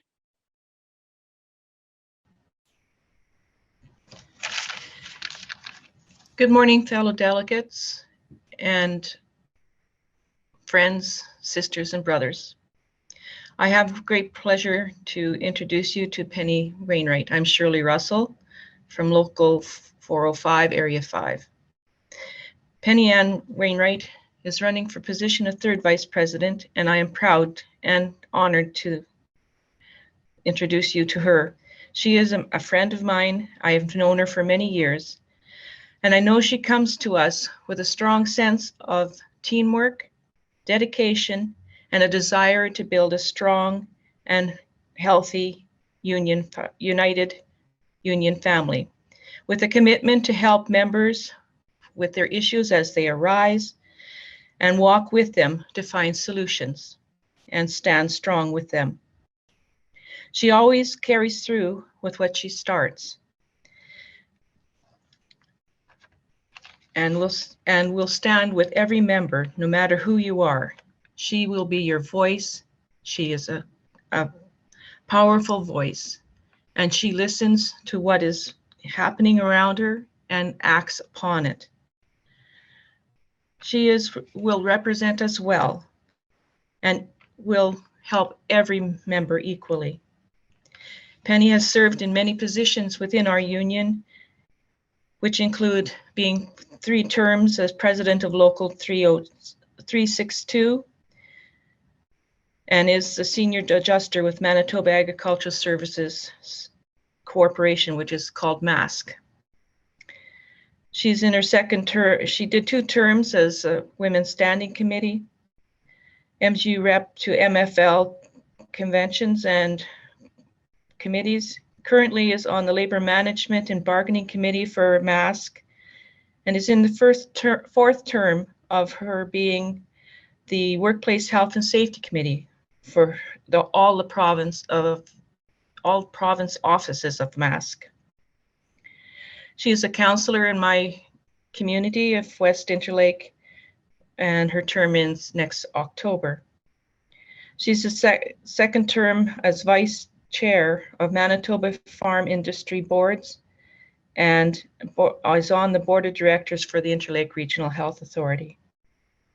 I know she brings a wealth of knowledge and skills to our union. She knows what the issues are, and she's not afraid to step out and talk for us. I hope you will support her in her as third vice president. Thank you. Thank you, Shirley. I would now like to invite Penny Wainwright to make her speech. Thank you, Shirley.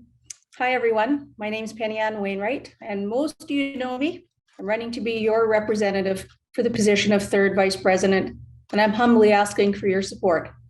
As Shirley said, I'm a senior crop adjuster, and it's a job I love going to every day.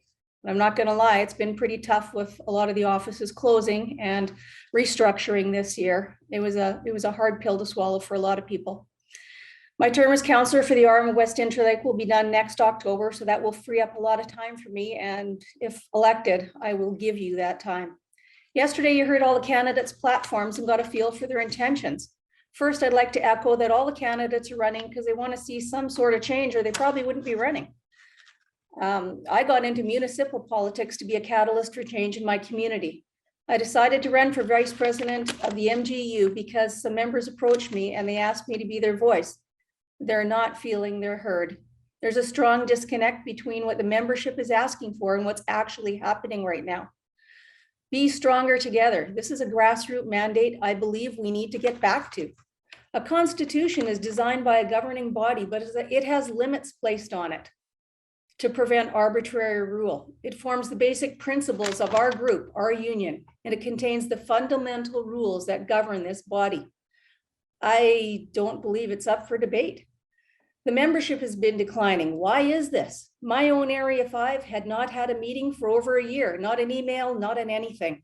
We were feeling like we ceased to exist. We have become divided. We're divided from other labor unions. We need to fix this. Contracts are years behind in negotiations and members are not happy. And like our corrections brother said yesterday, my mask members are also feeling largely left out and ignored. Again, I believe the world is changed by your example, not by your opinion. We need strong leadership with planning and direction, not knee-jerk reactions. We need transparency and accountability back to the members because it's the members that drive the union, not the board.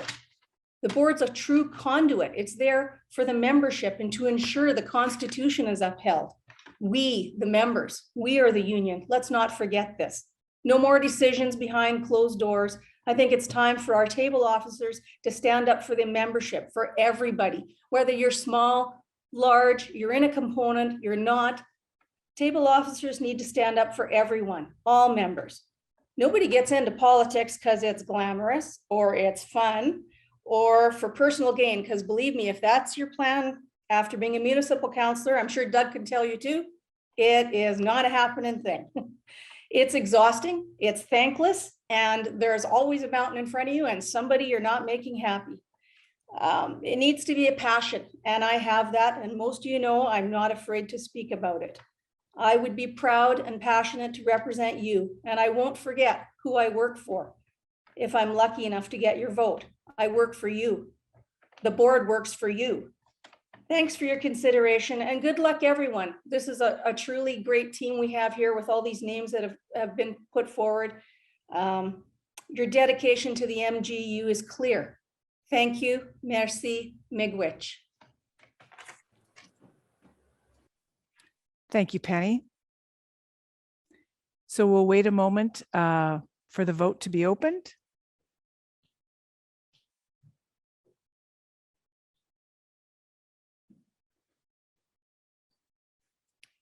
Just a reminder to scroll down to the secure voting section on the website, click next vote to refresh.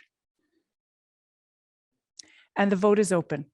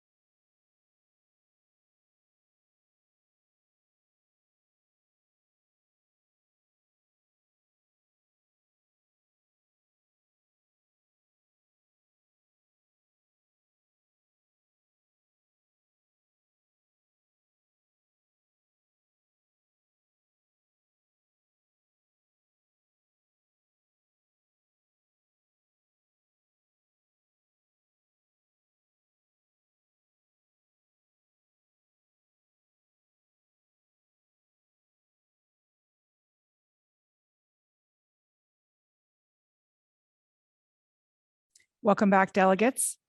The results for the third vice president are Penny Wainwright, 71, Chris Kwan, 70, Shelley Wiggins, 69. We will now ask data on the spot to prepare another ballot for you. Penny Wainwright and Chris Kwan will be on the ballot. So we'll post the results first.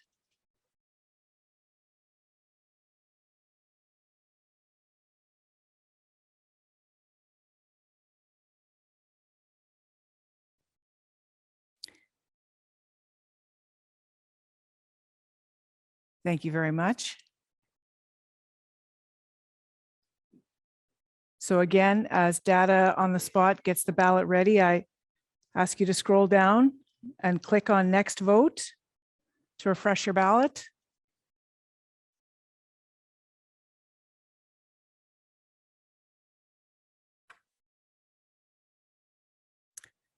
I know it's been a long morning, folks. Thank you for keep staying on the screen and fulfilling your very important obligations this morning.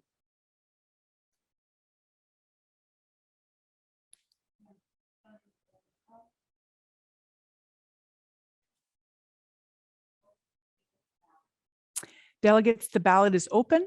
You'll have 4 minutes to vote, and we'll see you back here shortly.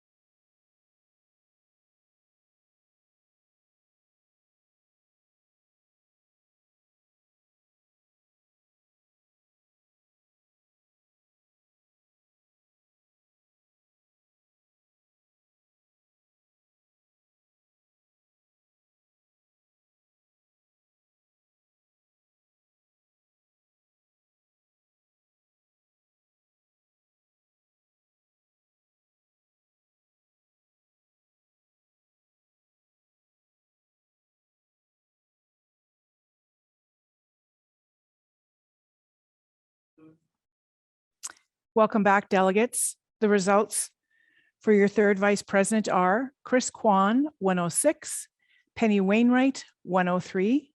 Congratulations, Chris. I hereby declare you elected for the position of third vice president. So delegates we'll post the results first, sorry.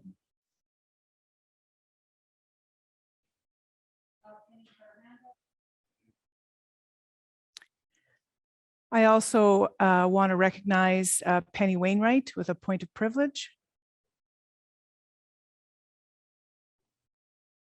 I'd like to make this unanimous. Way to go, Chris. Congratulations. Thank you, Penny.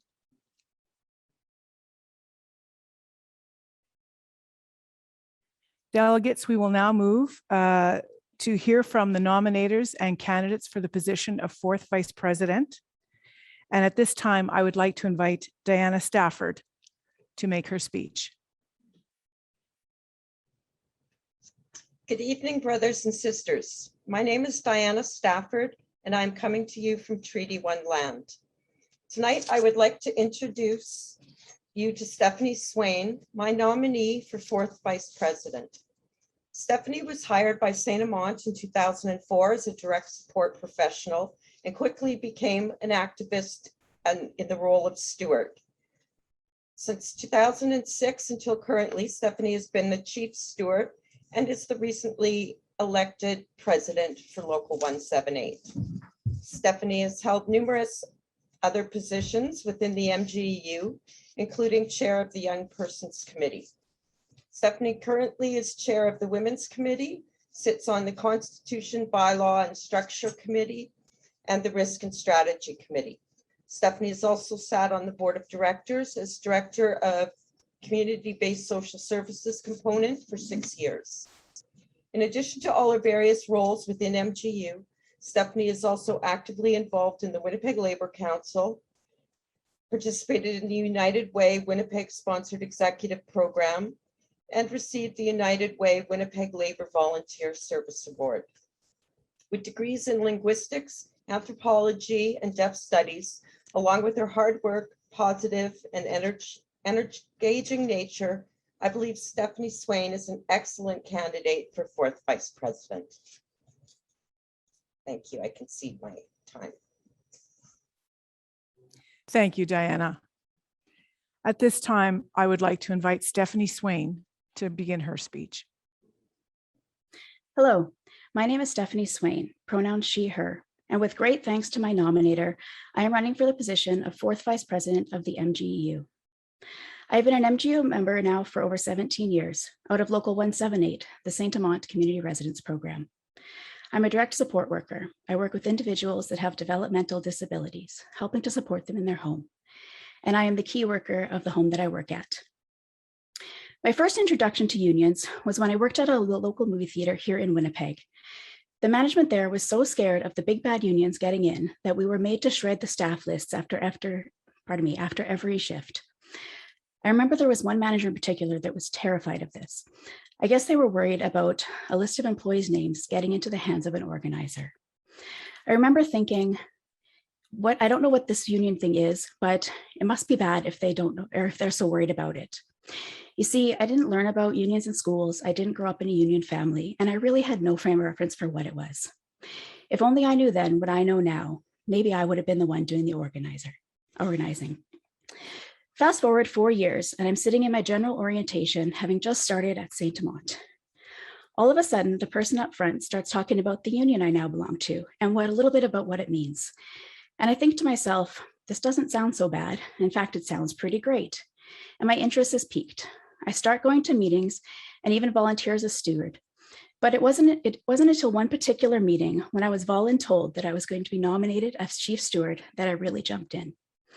I became chief steward that night and began taking all the educationals I could and attending area council, and since then have become more and more involved in our union and the wider labor movement in Winnipeg. My nominator, Diana, has listed some of the roles that I have held and continue to hold. And while some people might think it sounds like a lot, for me, I wouldn't have it any other way.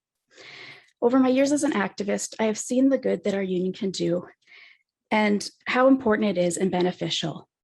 I think back to that girl at the movie theater, clueless and being told that unions are bad, and it motivates me to keep working, to be there for my fellow members, to give of my time to the labor movement, and to be sure that the good and the accomplishments of the union are seen and known. For the past 6 years, I've sat on the board of directors as the director of the community-based social services component. This component is only 11 years old, relatively new compared to other MGU components. It was created to bring together a group of locals that had previously sort of been floating on their own, even though they had many shared commonalities. Locals that provide vital services to some of Manitoba's most vulnerable residences. Locals with members who are horrendously underpaid due to government funding and grants that are never enough.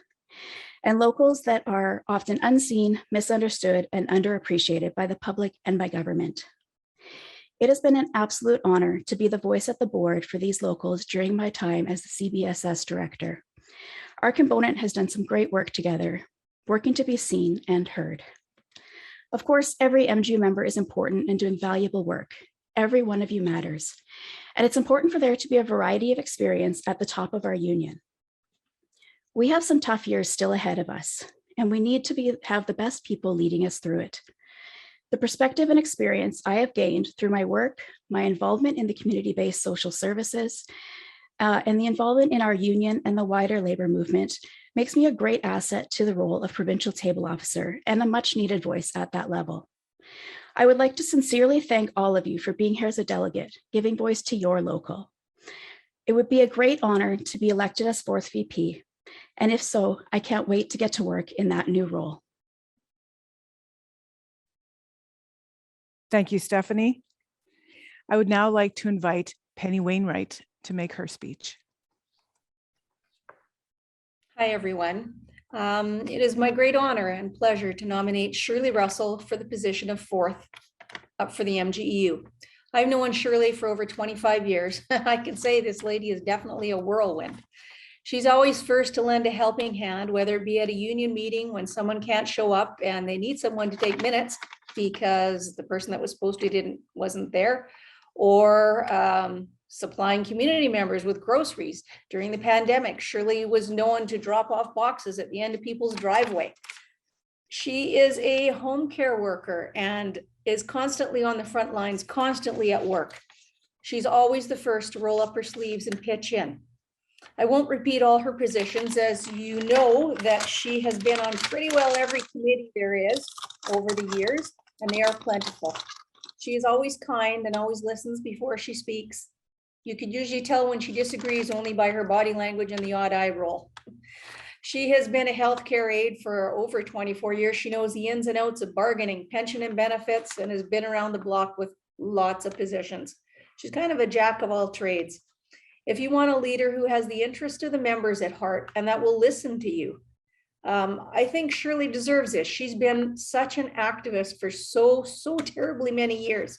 And it's like always a bridesmaid, never a bride. Let's let her be a bride, people. She has the conviction to carry this through. So give Shirley your choice for 1st VP. Thank you. Thank you, Penny.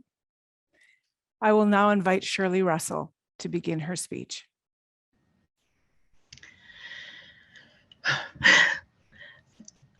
Good morning, fellow delegates, sisters, brothers, and friends.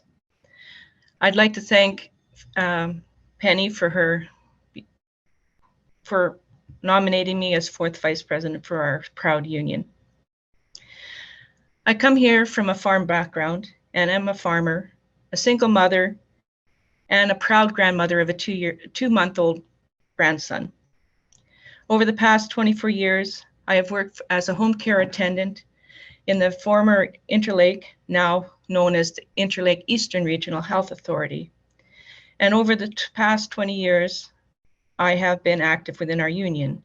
First invited to my first union meeting by Lorraine Victorson and to area council as well, where since then I haven't looked back. I became a steward and have been very active in the life of our union, and I have served and continue to serve in many of the positions on your behalf as a union member and supporting my fellow union members. I co-chair the Interlake Regional Health Community Support Workplace Health and Safety Committee since it was formulated over 15 years ago. I'm the vice chair of Area 5, and this is my second term. I have been vice chair of Local 405 for 4 terms, and now am the president of Local 405. I sit on Pension and Benefits Committee and Finance Committee and take these jobs seriously.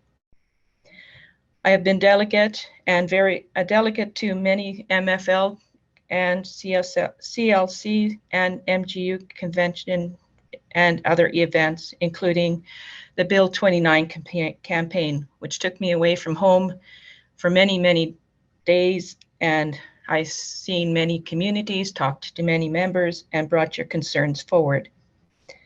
I serve now again on our Community Support Bargaining Committee, and I am ready to bring our fight with this government. I hope you support me in this bid to be 4th Vice President, and look forward to bringing all members' concerns forward and work hard for you. Thank you and have a good day. Thank you, Shirley. I now invite Bob Wells to begin his speech.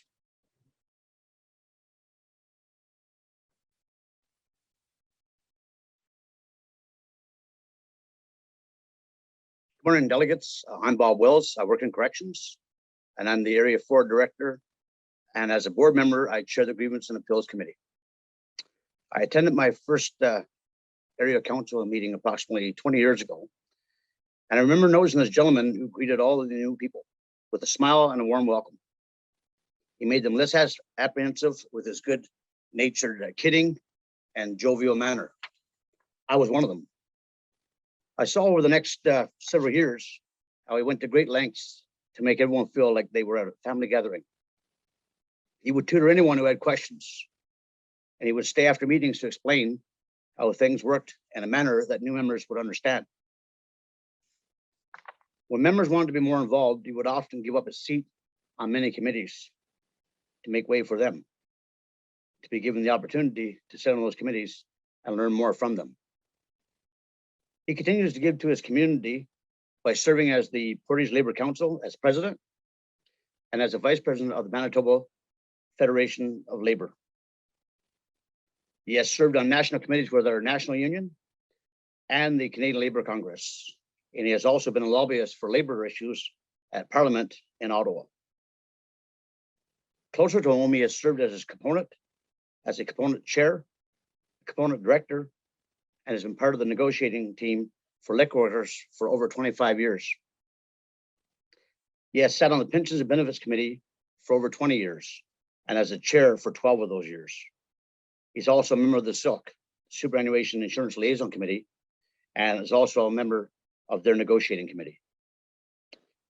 It has been on the MGEU Grievance and Appeals, Tech Change, and the Committee for Accessibility, all of which he voluntarily stepped away from to allow new members an opportunity to learn and develop as activists.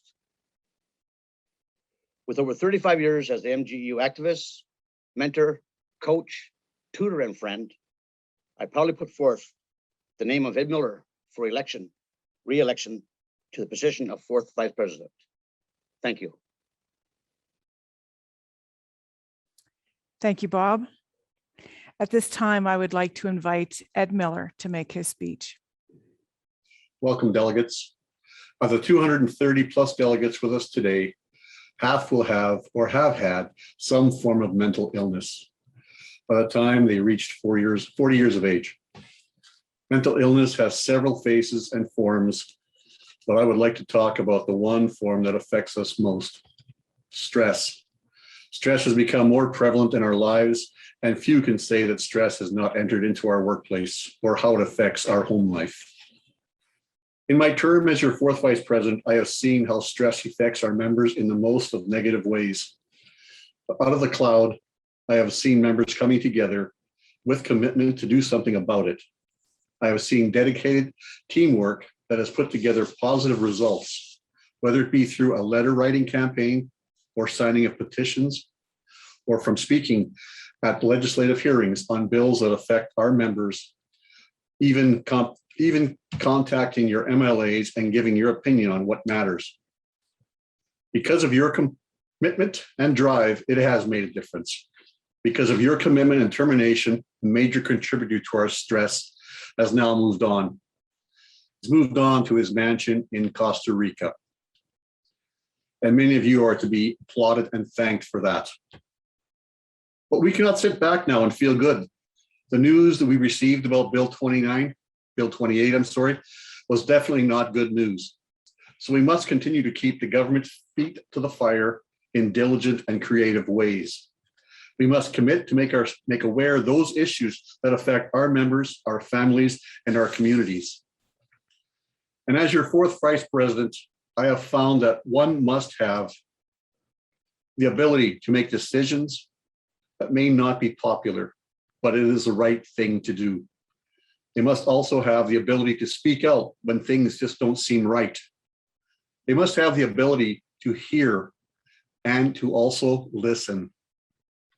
And the most crucial ability that they must have is experience, patience and understanding of how the union works, and many, many more. In my over 40 years as an MGEU member, activist, board member, and an officer, I have demonstrated and shown that I have these abilities. And I thank you. Merci, miigwech. Thank you, Ed. So delegates, at this time, we will prepare the ballot for you to elect your fourth vice president. We'll wait a moment until the ballot is open. The vote is open. The vote is open. And again, remember to scroll down and confirm your vote. Thanks.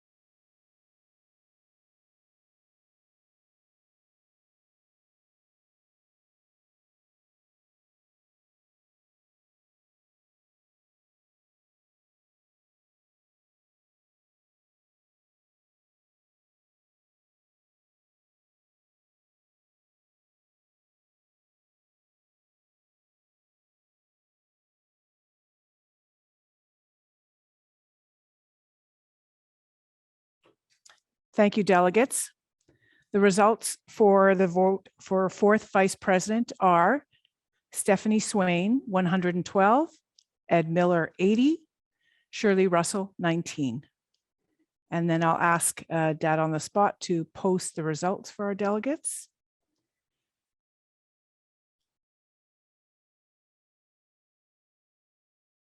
And with that, I declare Stephanie Swain elected as your fourth vice president. Congratulations, Stephanie.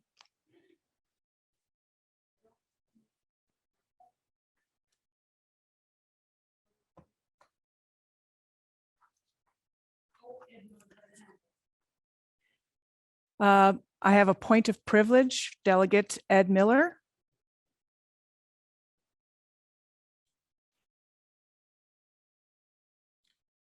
Good evening, afternoon, I should say. I wish to thank all the delegates who had confidence in me and congratulate Stephanie. And I know her youth and knowledge will be of great service to this union. And if she permits, I'd like to leave a set of rules that I have followed in my years as an activist. And again, feel free to use them if you so choose. My rule number 1, it's all about the members. Rule number 2, don't forget rule number 1. So I'd like to make it unanimous if Shirley agrees to it. And again, congratulations, and I know you're going to do a fine job. Thank you. Thank you, Ed. I have candidate Shirley Russell, who has a point of privilege as well. Yes, I would like to thank everybody who voted for me, and Ed for his years of being the chair of our Pension and Benefits Committee. And yes, I make it unanimous as well. Thank you, Shirley. In years past at convention, I would invite a motion to destroy the ballots, but of course there are no paper ballots this time. But I do want to reassure our delegates that the legal contract that we have with Data on the Spot explicitly prohibits Data on the Spot from sharing any information about how delegates have voted other than the vote totals with anyone from the MGEU. At this time, I would invite all of our provincial table officers to turn their cameras on. And once they're all here, we will repeat the oath of office. Kyle Ross, President. Scott Cloney, First Vice President. Doug Troke, Second Vice President. Chris Kwan, our Third Vice President. And Stephanie Swain, our Fourth Vice President. Previously, the MGEU Board of Directors determined, oh, we'll just wait for Stephanie to come on.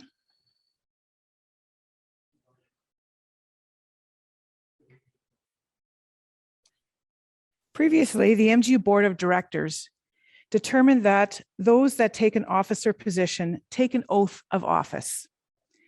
So the 5 newly elected provincial table officers will take their oath of office today in front of all the delegates. The rest of your board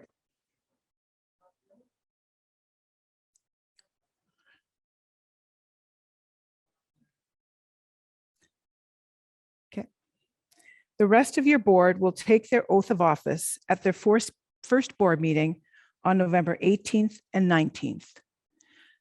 I'm going to just wait until we get Stephanie back and remind our 5 provincial table officers to turn on their audio and their video. And we'll just give Stephanie a minute. She was in and then fell out. So I think she's having a little bit of technical difficulties. So we're going to give her a little bit of time. And I'll also reassure the delegates that once we conclude this part of our business, we will break for the lunch, for an hour for lunch. I know it's been a long morning in front of the screen, but really appreciate the delegates' time and attention to this very important matter. and fulfilling your obligations to your local and your union.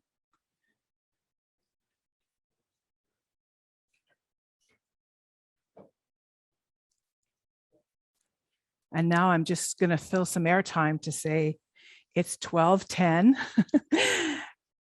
and we will break for a full hour. So if we finish at 12:15, we'll break until 1:15, because I know it's super important for us to get away from the screen for our eyes and our bodies, and it's hard to do it without a break.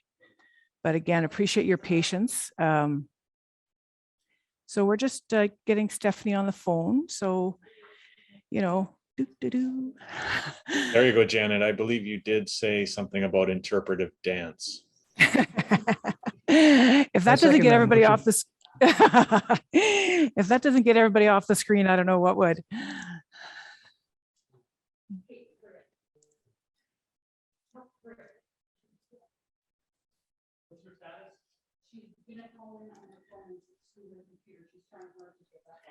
So Stephanie is going to try to come in on her telephone because her laptop has got a gremlin in it right now.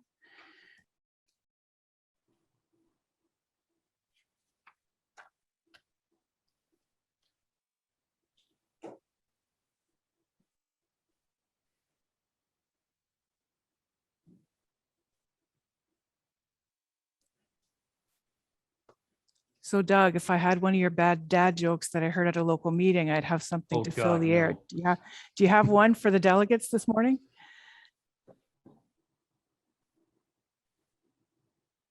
You're muted, Doug. Thank you to whoever did that. I've been banned from dad jokes since the local meetings. Just leave them with Ernest, because Ernest had many during those meetings. You know, on that note, I want to again acknowledge all of the candidates who participated in those local meetings. I know I only attended a portion of those meetings, but all of those who ran for a provincial table officer position attended hours and hours of meetings over a couple of months. And it was a tremendous commitment for all of them to make. And I think a really important signal. Hi, Stephanie. Thank you for coming back. I don't know what happened. I got kicked out or something, but I'm on my phone. That's okay. So. That's okay, Stephanie. We're glad you could join us. I'm going to ask the five of you to recite the oath of office. I'm just going to count you in so you don't say it like I, Kyle, am. So I'm going to count you in so we can move it at a better pace, okay? So you're all pinned there and you all have it in front of you, right? Okay, yes. 1, 2, 3. I, Doug Trope, do solemnly swear that I support the Constitution, bylaws, and procedures of the Manitoba government, of the general during my term, I will faithfully and impartially discharge the responsibilities of this position to the best of my ability. Discharge the responsibilities of this position to the best of my ability. Wow. Okay. Well, that was awesome. It's bad form for me to laugh at my 5 new bosses, but I'm going to. For the delegates, I'm just going to read it out so you all know what your officer said. Because you could make any of that out. Do solemnly swear that I support the Constitution, bylaws, and policies and procedures of the Manitoba Government and General Employees Union. During my term, I will faithfully and impartially discharge the responsibilities of this position to the best of my ability. So thank you all. Congratulations to the 5 of you. And delegates, we will see you back at 1:15. Thank you so much.